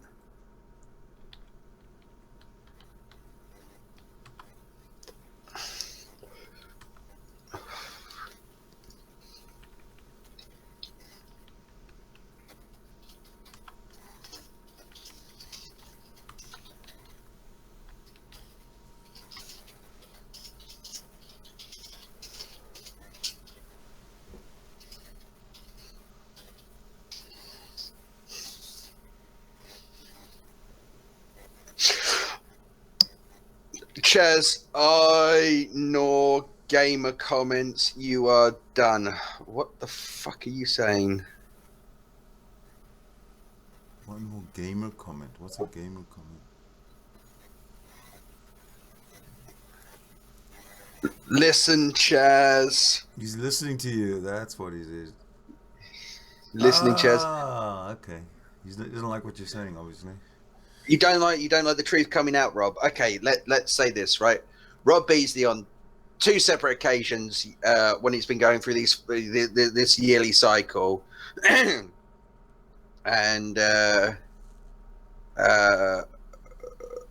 you know, yeah. I mean, Rob, he's threatening some woman's fucking child here. He's saying, "Get in the room, 5 minutes. Who is master?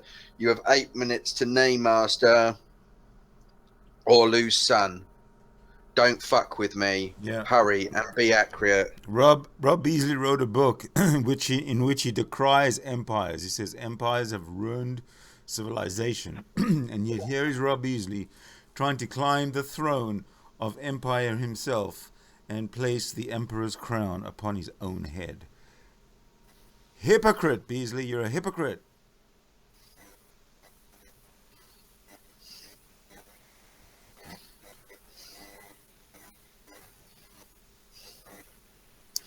Right, so I'm asking fiction, gun to your head. You have to fuck me or Rob. Choose.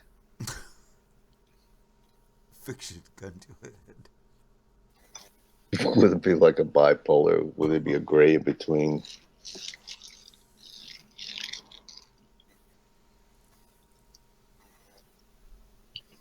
Your fate has been decided. See? That's very, By him? That's very emperor-like. Yeah. Oh.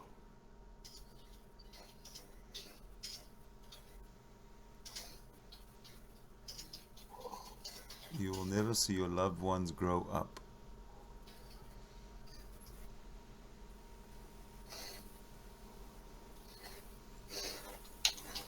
I wonder how much this is trolling. From him? Yeah.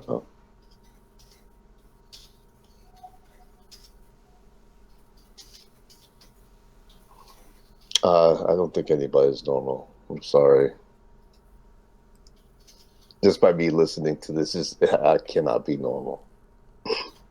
I know, right? I mean, literally, like I'm watching this thing, and this is not normal behavior. Frank, who's the most normal here? Yeah, nobody's normal in this situation, but they're definitely crazier.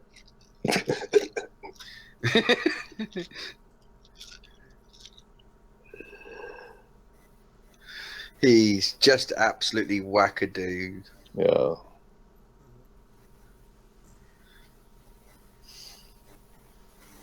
Yeah, 3 minutes he's probably gonna masturbate.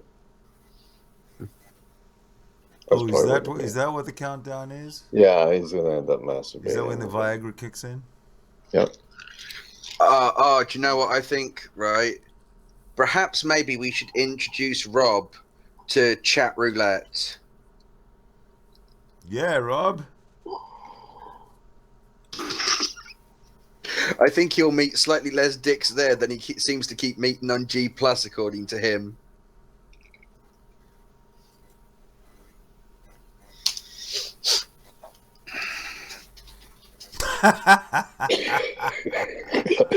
Oh no!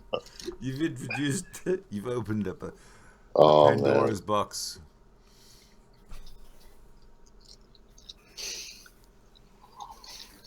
Oh, that's funny. Now he's gonna go and max out his credit card. Watch. He's gonna start using his mom's credit card. Yep, yeah, he's probably going to be found in the backyard, blood, with head wounds from a blunt instrument. Well, no, I tell you what, right, Rob Beasley, you should go on that Chatterbait site, right? Because you could talk to the girls in the side chats. Yeah, they will actually answer your questions. Like, you can build up a rapport with them and get to know them.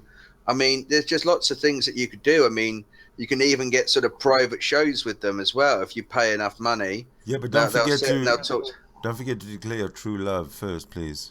Yeah, you could.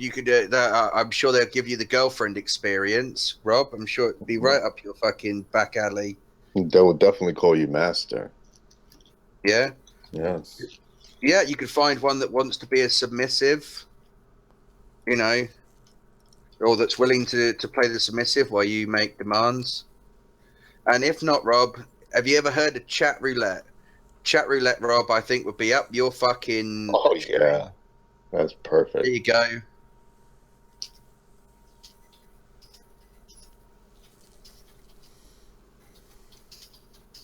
This might actually get Rob away from, away from us. And he'll be able to dive into his own little world of debauchery. Uh-huh. On his own. Time's up. Okay, let's see what. Sad. Okay. Good. Now what? Sad. I'm sad. Love is lost. All that stuff. You're the fucking anticlimax king, Rob. All right. Look at that. That was just love. Now it's lost. Now it's all about primal or urges. Go for it, buddy.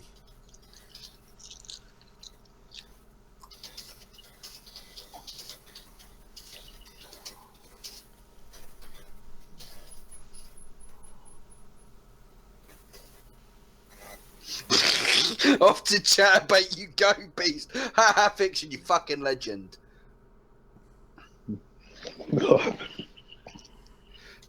Fiction, lovey, I'm going to send you a fucking PM. It's going to be the fucking join link to Sydney's hang. Can get your arse in here, you nutsy girl. Million Australian dollars? That's like, what, 100 Canadian dollars? $5 American? Something like that. Yeah. Actually, the dollar isn't doing too bad, to be honest. Right, yeah. It's improved a hell of a lot since a few years ago. Sure. Defend the colonial monetary system. Sure, go ahead. Well, it's not really it's the pound sterling that's the colonial money system. Australian dollar? But you're defending Australian dollars right now. Well, an Australian dollar is 1.6 to the pound, and an American dollar is 1.5, I think, 1.4 at the moment. Let's have a double check. GBP to USD. Nope. There you go. 1.2. Yeah. 1.2 US dollars to a pound, and it's like 1.6 Aussie dollars to a pound. What's the minimum wage in Australia? I don't know that. I'll tell you. Minimum wage 2016.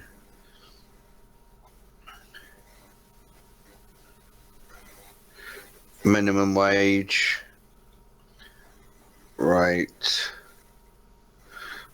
It's minimum wage per hour is $17.70. Australian dollars. Yep. What's the minimum wage in Britain?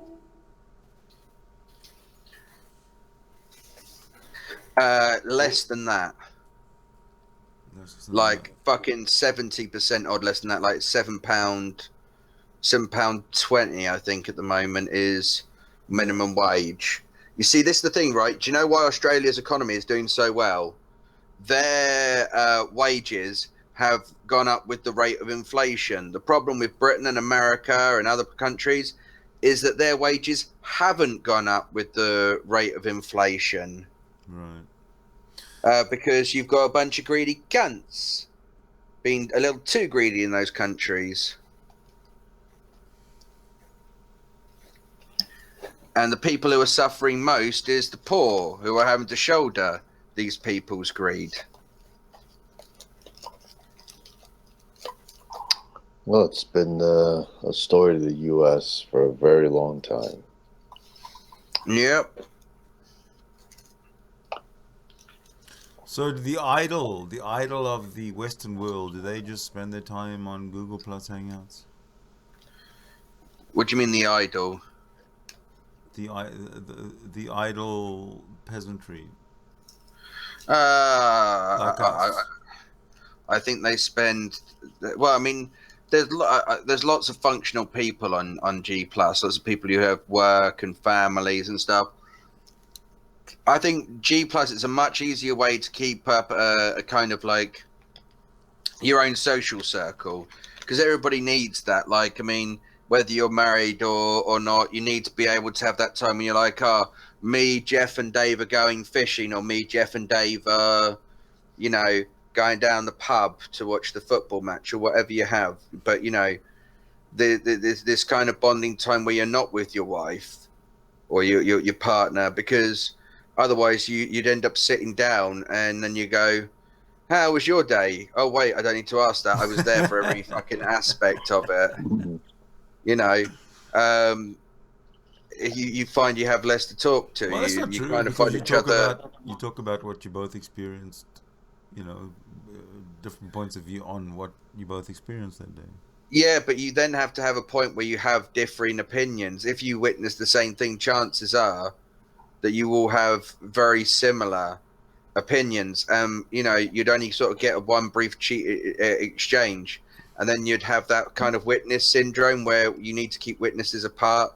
Otherwise, they'll all tell the same story because they'll fill in each other's gaps. And so you won't be able to know what was legitimate,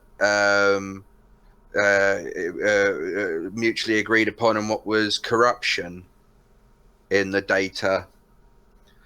So, you know, like one witness made up like one of the guys was wearing a blue shirt, and then all the witnesses are talking about the blue shirt because of that same very thing. Well, I find my time very limited because all these things that I'm doing, and this is probably the only place I could just unwind and talk a little. Well, then I guess I'm projecting, because whenever you come online, I'm probably online. And you know, you come online like once a day for an hour, not even. I'll just join the fucking Hangout, Fiction. I've missed you, you nutsy old girl. Yeah, she hasn't been around for such a long time.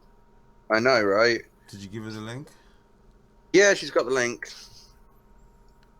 Come on, don't share it with Rob, but come. No. It's a private message between me and her. Oh, good. Yeah, I wouldn't give Rob the link. Of course not. Are you talking about boot? What are you talking about, boot?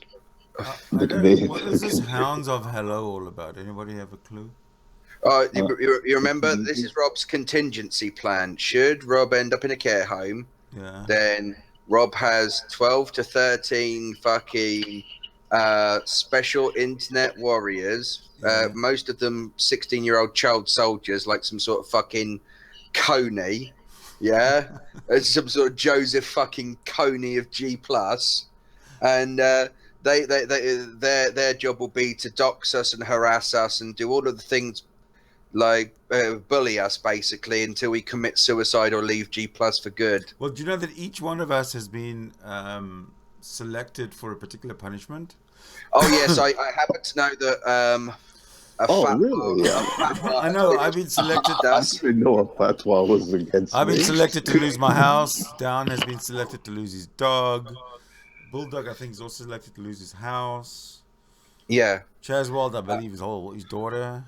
Yeah, no, I'm going to be taken to court for defamation and sued, and then obviously all of my assets and everything like that are going to be seized. I'm going to end up like homeless, and if I'm not already sectioned after the defamation hearing, like the judge is going to go, no, you is mental, section him, and this guy, he's the innocent party, you owe him all of your stuff, and Rob Beasley can sell all of my earthly possessions while I'm sort of like shaking and beaten and battered in the mental home.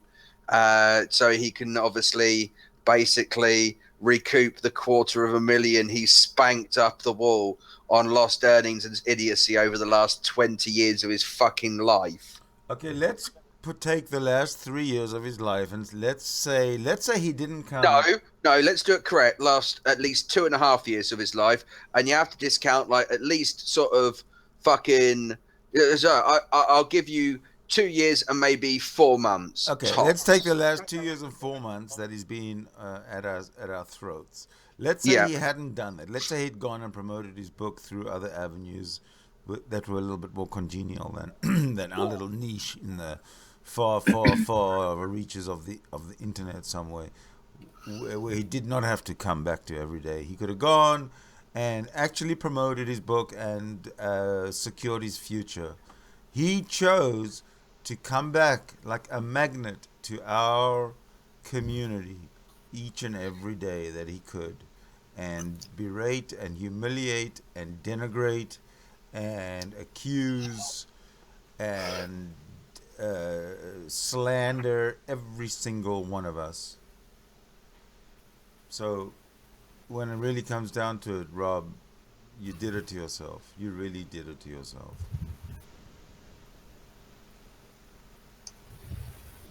I was hoping that he will call the APA on me, so I don't know if that really happened. Oh, do you know what, right? I just want Rob to, let's just be honest, let's just wind this down for a second, in all seriousness, right, Rob, you're an ill man, right? I don't want you to lose your family, and I don't think you want to lose them, and the only way you can do anything about it, you're the one with the power, not me. You have to call up your doctors. You have to go in and get yourself assessed, Like, if you're not crazy, go and get yourself assessed by a doctor.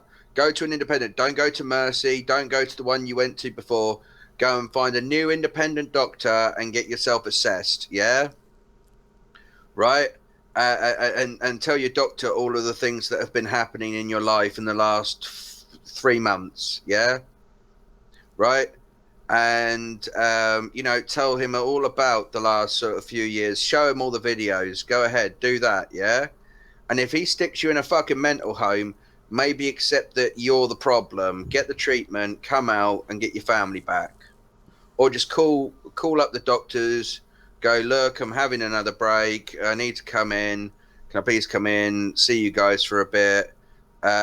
You know, and then 1 year in there, like maybe reflect on how much you love your family, and you know, maybe that you've kind of gotten yourself in a situation where you're at odds with a lot of them. And I think that's what the symptom of a lot of your misery that you're taking out on us really is.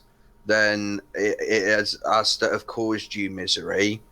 And perhaps, you know, when you come out, you can perhaps have a big Barbie, get the whole family round, you know, bury the hatchet with them, start afresh, ask for a, you know, for you both to give each other a second chance in, you know, coming together, and you know, do that. Wonder if this isn't just Rob's midlife crisis kicking in. I have a feeling that passed already. I think. Yeah, that was 20 years ago. Oh, was that right? Oh. What did he do 20 years ago? What was it? What was his crisis? What did he do? That's when he started writing the fucking book, and the whole Rwandan thing happened. Oh. Yeah, this is a different stage now. So Rob is just like in a advanced life stage of well, it seems like pre-dementia. around about the age of the midlife crisis, he had a depression phase. Okay. And his bipolar, whether one triggered the other or whether they both sort of triggered at the same time because of some sort of chemical or hormonal thing.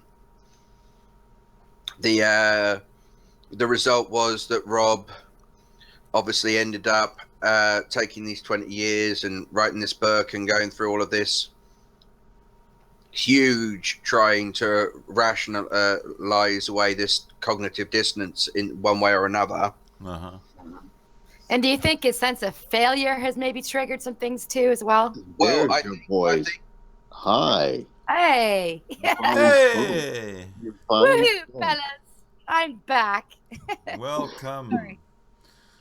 Welcome. Welcome to the room of truth. If you didn't have that Canadian twang, you'd have a really sexy voice, Fiction. I'm sorry. Well, I can change it for you if you like. No, you still have that Canadian inflection at the end I of the know, word. I know. Anyways, Boo hiss. what did I want to say? I wanted to say hi again. And I missed you. I mean, I've been listening to y'all, you guys. From the outside. I've been doing a lot of listening. So, yeah, this has been a good hang. This is great. It's always good to see you surface every December for a few weeks. Yeah, for a little while, eh? Yeah, I've been catching, you know, everybody. Like Sid, your shows. Frank, I've been catching you in the action. Every once in a while you pop around. Chaz, I mean, you're always around. You and Bulldog. Just like Sydney lately. The Yeah, dream Sydney, you've team. been really been active. Pardon? Yeah. Me and Bulldog, the dream team. Yeah. The beastly triggers. Yes, it's been quite enjoyable and very interesting. Now, it also, like, you guys have all been coming across more like you're doing a study, which is pretty interesting how that's also evolved as well, where it started out as fun, right? Poking the bear, so to speak. And then now it's getting into analytical and we're all learning something from it. Yeah, right, together. basically I'm scratching my head and trying to it's all together somehow. Yeah. Well, we're like, trying to definitely- make sense of the unsensical behavior that it does. This is either somebody deliberately, you know, like for instance, you've got two buttons. One will give you an electric shock. The other one will give you an orgasm. Yeah. And Yeah. Rob Beasley's pressing the electric shock button rather than the orgasm button. And like, we have to wonder, is he deliberately pressing the electric shock button because that secretly gives him an orgasm? Is he pressing the electric shock button because of, in some ways, he's trying to self-harm, to punish himself, Or to to induce an orgasm in his guilty? fantasy? Or maybe he's just trying to deny a mistake that he's doing, so he just keeps going. Mm-hmm. But he's on Yeah, the verge or of maybe he losing doesn't think that the everything. electric shock is the wrong button. You know what? You want to know what I think? I think he's got Lulz-Cow circling disease. Or do you know what it could be? The first button he pressed was the electrocution button, and he's scared to press the orgasm button because he doesn't know what it will do. That's because everything's black and white. It has to be either or. Yeah. No gray areas in this town. Like, you know, you press that button like, bzz, ow, shit. Well, if that fucking hurt, God knows how bad that one is. Oh, this is getting funny. Do you know what I do wonder, though? The one thing where he said, right, I'm pretty sure at the point where he said he had a masturbatory session and Sandra participated, I'm pretty sure by that point he was living at his parents' home.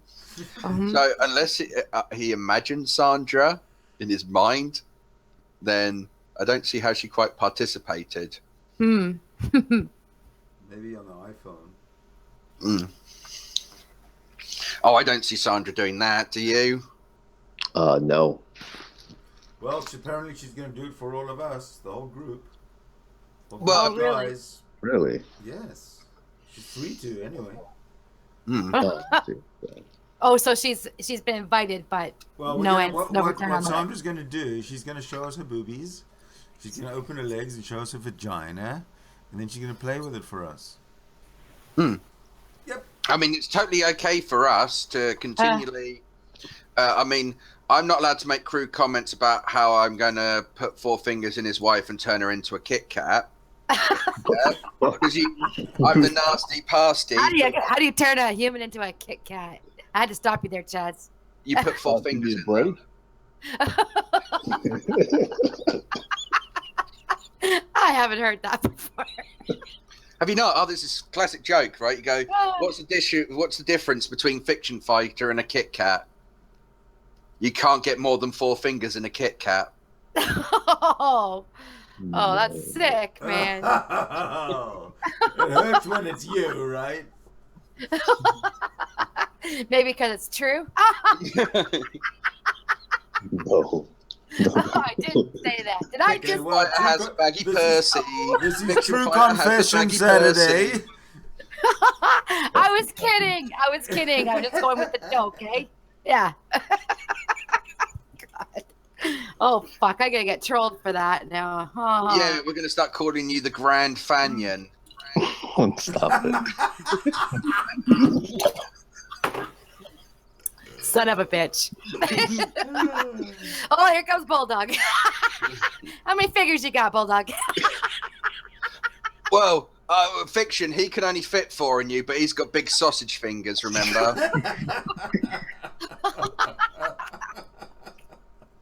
Oh shit, my sides. Oh. I thought you were about to say I shit myself. Then I was like, okay, I'm funny. I'm not that funny. No. I've hit the comedy brown noise. Are you here all week? Loose pussy, tight ball, poop hole, right? Yeah. There you go. Oh boy. I mean, I'm worried now. If I ever do end up sleeping with you, do I need like a wetsuit and a diving helmet? I plead the fifth for that. Okay. You don't finger a G-spot. You get inside and swing from it. God. Okay, Chaz, that's it. Not funny anymore. I'm sorry. Am I gaslighting you, sweetheart? I do apologize. Yeah. I'm sure you've got a very, very nice, adequately firm vagina. I've been told I'm a very fine woman, so there you go. Well then, take somebody who has experience. Dr. Kegel for that. What's that, Sid? I said we can thank Dr. Kegel for that. Doctor who? Dr. Kegel. Oh, Dr. Kegel. I forgot. That was so long ago. I had to do those. That went over. Memories. Well, technically, women should keep doing them. Yeah, that's true. Yeah. Especially as they get towards middle age. Yeah. Especially if they want to talk to me. Yeah, I mean, got well-developed muscles. Yeah, I'm okay. I'm all right. it doesn't hang like Sleeve of Wizard. Oh God, no. I mean, mind you, you've got to think though, Sandra, 7 kids. Ooh. Yeah. I've just had the one, so. Mind you, though, that shouldn't put Rob off really, because of Rob liked a certain lady we know's downstairs, and it looked like somebody had taken a shotgun to a badger. So. Ew. Oh. Do you know what I think when you say that? I think What? of Terminator, you know, when the blast goes into the metal. Yes. I think of that too. Like a liquid, yeah, it's just like. Hold on, I just want to see something. Bulldog, are you there? Yeah, Bulldog, gotta unmute. Yeah, I'm here. Right, okay, Bulldog. Right, out of the people we know whom's vagina that Rob Beasley has seen and said that he liked looking at, whom do we know whose vagina looks a bit like a badger that someone's taken a shotgun to? Oh, that's his wife. No, not his wife. Were you gonna say Amy Wood there, Bulldog? Oh no. Yeah, I heard the A sound somehow. Yeah, that was his soccer account. That's his soccer account. What he uses. I got confused. Amy there. Beasley. Sorry, you were thinking he was thinking about his mum. Oh, Yeah. No. That's why I held off. I started with the A. I'm gonna have to thought, hide. No, that's bad taste. It's okay. All right. I thought because you I had nothing to do with I this. said, oh, don't talk to his mum like that. Oh, the shame, eh, Frank? Oh, the shame. I didn't know it was gonna go down this But road. when you I said, know. I went, yeah, okay. Oh, when a woman enters, right? Well, come on, we wouldn't properly be doing psychology true justice if we didn't border on the Freudian. Oh, right. No. Especially with what Beasley says about his mother and Blame everybody else's fucking mother. Freud, eh? I blame a lot of things on Freud. So I'm Me too. Like the entire delegitimacy of psychology. exactly the whole crap about my wanting to do my mother and afraid of my father's That's crazy, penis somehow. Oh, That's Freud in a nutshell. Supposedly, I want to have sex with my mom, and I fear my dad's penis. bad visual. Bad. Well, that's what Bad. happens when I think of Freud. Apparently, it was I'm sorry. Well, when you think of Freud, you start fearing your dad's penis Exactly. and wanting to have sex with your mum. Are you sure you weren't molested? That's what Freud would say. Was that pre-birth or after birth? Somewhere. Freud admit Somewhere in though that between. he definitely did want to fuck his mum. He had a bit of Yes, a weird he did. relationship. Yeah, because his mom died, and his father remarried, and he felt sexually attracted to his mother. His stepmom. Sick And puppy. this is how the whole Freud thing came about. Well, I mean, stepmom isn't. I think somebody could argue that we have a biological urge to avoid having sex with family.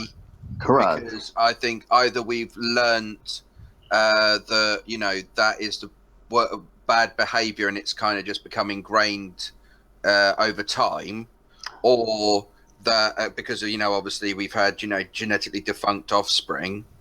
Well, the thing is that we have a biological marker, like a genetical marker, that somehow a process goes on in our brain that gives us that distinction between like a wife and a mother. Well, the whole thing about Vienna back in those days is a very sexually repressed society. Like things like that wouldn't be talked about, and this is the whole thing about catharsis and everything was sexual. But I digress. It's some of the things I think it was legitimate, but a lot of it was just hogwash, unfortunately. I think he spotted some patterns, yeah? Like, he saw, all these dots are clustered together. If I start drawing from one to the other, I'll create a shape. And he made a bucket and spade when really it was Mickey Mouse. Yeah. That's why a lot of people, he had his own school, and a lot of people just kind of went their own way with him. But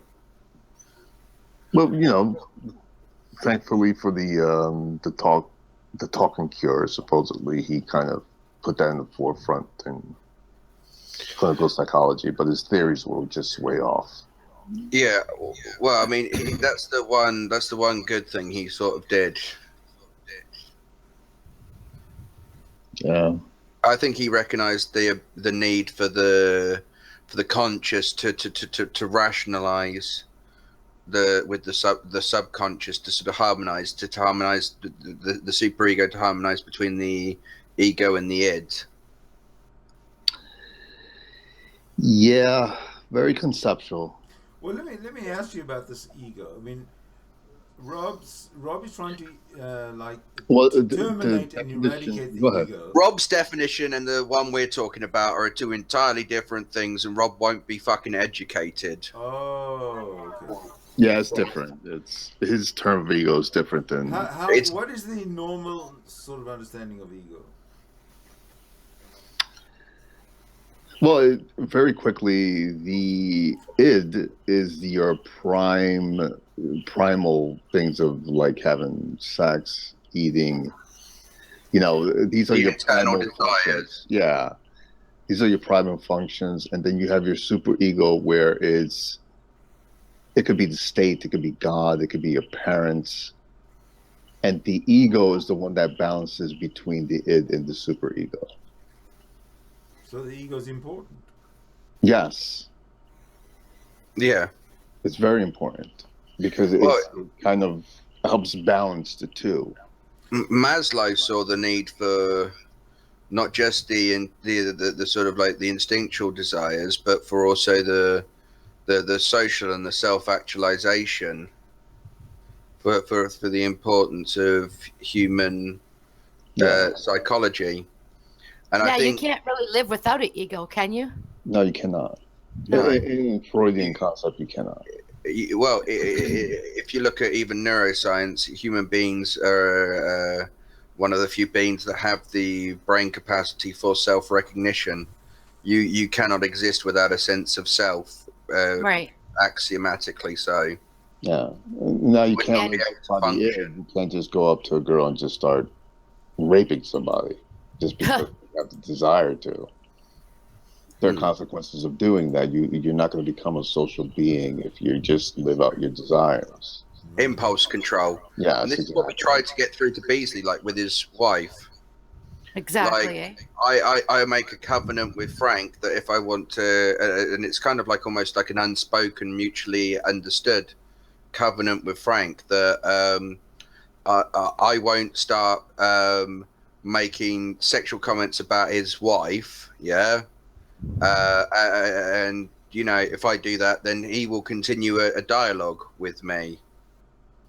The second I start making, sexual, like if I said, "Hey Frank, yeah, I want to bend your wife over and ride her bareback." I think that'd be hilarious. I'm sorry. I think that would be pretty funny. I wish she was right here she could hear this. I can just imagine her sat there in the background going, what? What? Or even though, even better, I'd like to see your face if she turns around and goes, tell me more about this. I think I'll die laughing. That'll be just, okay. I'm not going to imagine anymore. And considering I killed you with the laughing, doesn't that mean I'd have to take your wife? Yeah, keep going. As a trophy of war, and obviously, I think I'm not sure. The other way around. What, your wife would have to take my wife? Yeah, keep going. You'll be dead, Frank. You can't watch whatever happens in that situation. I can though. I'll use your ashes as a lube. I'll use your ashes as like a gripping talc. Really? Yeah. Well, you'd be ashes. I thought we were talking about our two wives. No. But you'd be dead at the time. Remember, you die, and then this situation that we're talking about, it diverges from after you die. No. Oh, okay. I didn't know we were talking about death, but I thought we were talking about our wives. Well, that's how much I was paying attention. You're going off in your own little fantasies. You're going on a bit of a Beasley there, mate. Frank, you're kind of having your own Oedipus complex moment there. Go and have a little focus moment. All right. Okay.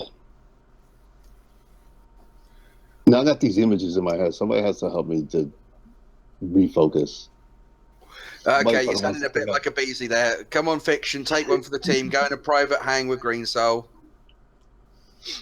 I'm wondering, has Beasley ever saw titties from G+? Does anybody ever show them anything? I don't know. For the record, regardless of what he ever claims, I have never, ever, ever, ever, ever, ever, ever, ever shown anything in a private chat with anyone. For the record. Well, you sound like you doth protest too much. I want to know what you're protesting against. Why were there so few? I knew you were gonna play that card. I expected a lot more evers. I don't know why there were so few of them. So what why would he be making that allegation there, Fiction? Where did that come from? Because he's delusional and he's he doesn't lie. He said so. Hold on. I just noticed the one time. Green, and I want you to back me up. Green, I want you to back me up on this. Right, Fiction. Are you trying to say that you're preempting anything that he might say? Yeah? Or has he already made some sort of allegation like this before? He's already done this before. He's got around that stupid circle that he's in. Right, okay. So he says that he's seen your boobies on a hangout. Yes, he has claimed that. Okay, and it's all fictitious.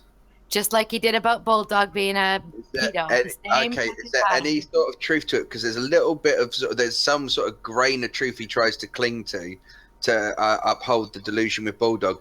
So what's the delusion with you? Did you send him a fake picture of boobies at all? No, all he's seen is my tongue. I'll confess to that at Halloween. Remember that I was showing up, flashing around my tongue. Yeah. You guys remember that? Yes, I remember that. That's all he's ever seen. Yeah, that's it.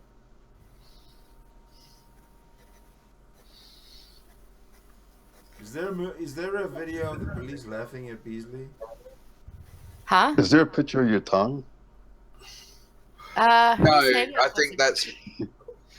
You remember the police went round his house and he gave him all of his videos. Right. And, yeah, he just... they just sort of went and they then asked him about his 2 stays in mental health, and then they sort of left and they haven't spoken to him since.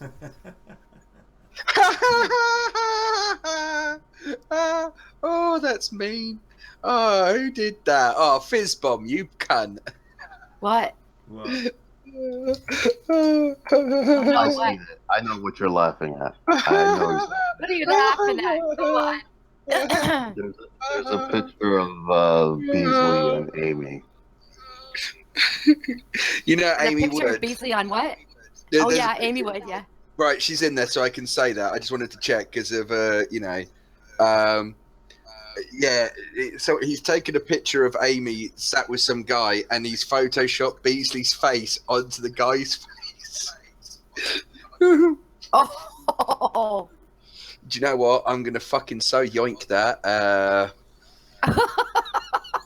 Don't yoink it too hard there, Chaz. You might get yourself wet. Excuse me. Yoink sounds like a really painful word. Connotations to everything. I understand you might be sexually frustrated, and that might be the reason why you do all of that. But you know, actually, all of us are not sex addicts. Frustrated at all. Well, then why do you think you've got sex so much on the brain? I was merely saying I'm going to take this photo away, but you had to turn it into something sort of sexual. I mean, why would you use? What's the word you used, Chaz? What did you say? I said exactly yoink. What you said. I said yoink. I didn't say yank. Yank. If I said yank, you don't give your penis. I have to admit, yoink does sound like a yank. I'm sorry. But Thank you, anyway, maybe in the Canadian. it sounds like a hard yank. That's what it sounds like. Who's the female there? Oh, that Amy? Yoink. Yoink. Oops. Yoink. I've put that. What do you think of? Yoink. I'm gonna yoink that. I'm gonna yoink it. Yoink it, Frank. Yoink, yoink, yoink, yoink. Yoink, yoink, yoink. Damn it, it's getting my dog excited.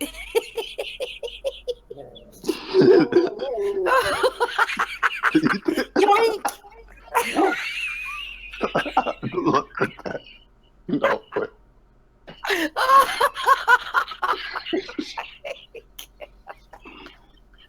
Oh my God.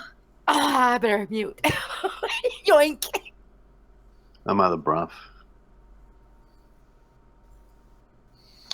By the way, look, Beasley, I can get Fiction Fighter in a Hangout. Why are you struggling at it, you fucking artard?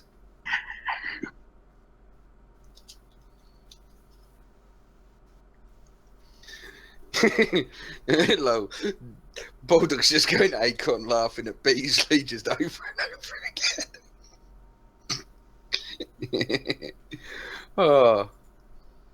Do you know what does make me laugh? Is the way he calls Beasley a slow learner. It's so true. Well, he doesn't need to learn. He knows everything. Yep, that's of course that's actually true. We've had that confirmed. Beasley obviously is enlightened. All things that one needs to know, Beasley knows. If Beasley doesn't know them, then they're not really things that you need to know. Because obviously it's just useful, made-up stuff.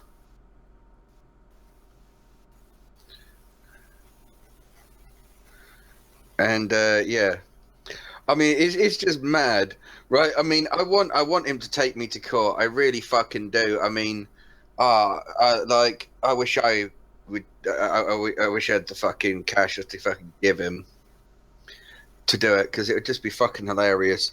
Because if I'd want to see if I could make a fucking court judge piss themselves laughing at Beasley. I'll be right back. Like it would actually be just, it wouldn't be a lawsuit, it would be a lol suit. Mm-hmm.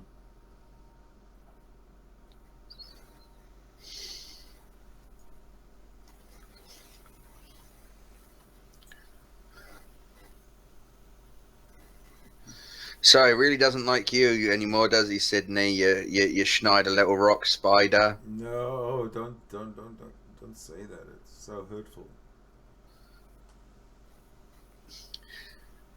You're the rock spider, you are. Yeah. I mean, it does kind of sound like a conspiracy. It sounds like something in Bourne, doesn't it? Like your code name is Rock Spider, and you got the Bulldog, the Rock Spider, the Almighty. Yeah, within the cartel, the organization, he still hasn't placed me quite accurately.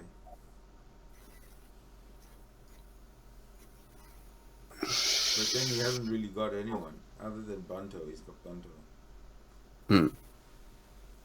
He figured Bunto was the sort of. Sorry, I thought you said he fingered Bunto then, Yeah, and that was a very awkward mental image Bunto, to try. Bunto was the sort of brain in the vat of the organization.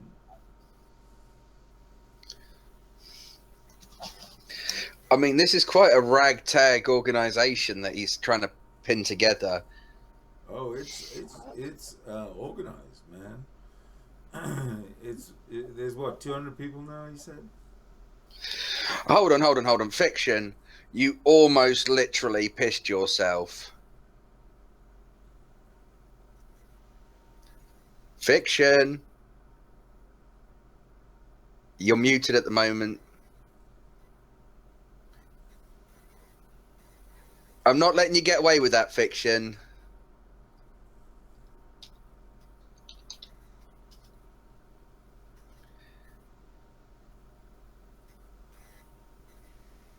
Right, I think she's away at the toilet at the moment.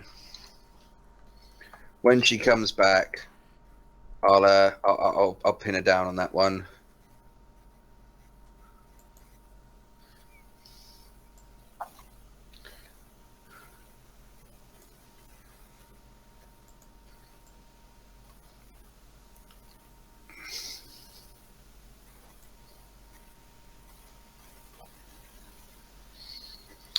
But yeah, the great thing about finding this chat log is I've got all of the stuff of like on here of my reaction to him going in to the mental home the first time, and I'm like messaging him, asking him if, you know, he'd not been on for a few days, is he okay? And then a couple of days later he responds, and I think that was before he then had been sectioned, and yeah, he was you know, saying, oh, he's all well, he's fighting fit, you know, if everything goes okay. And then obviously disappeared for even longer after that, because he went into the healthcare place for 19 days. And then he came out, and then he obviously came back and tried starting all of this ruckus again, and then ended up back in the home.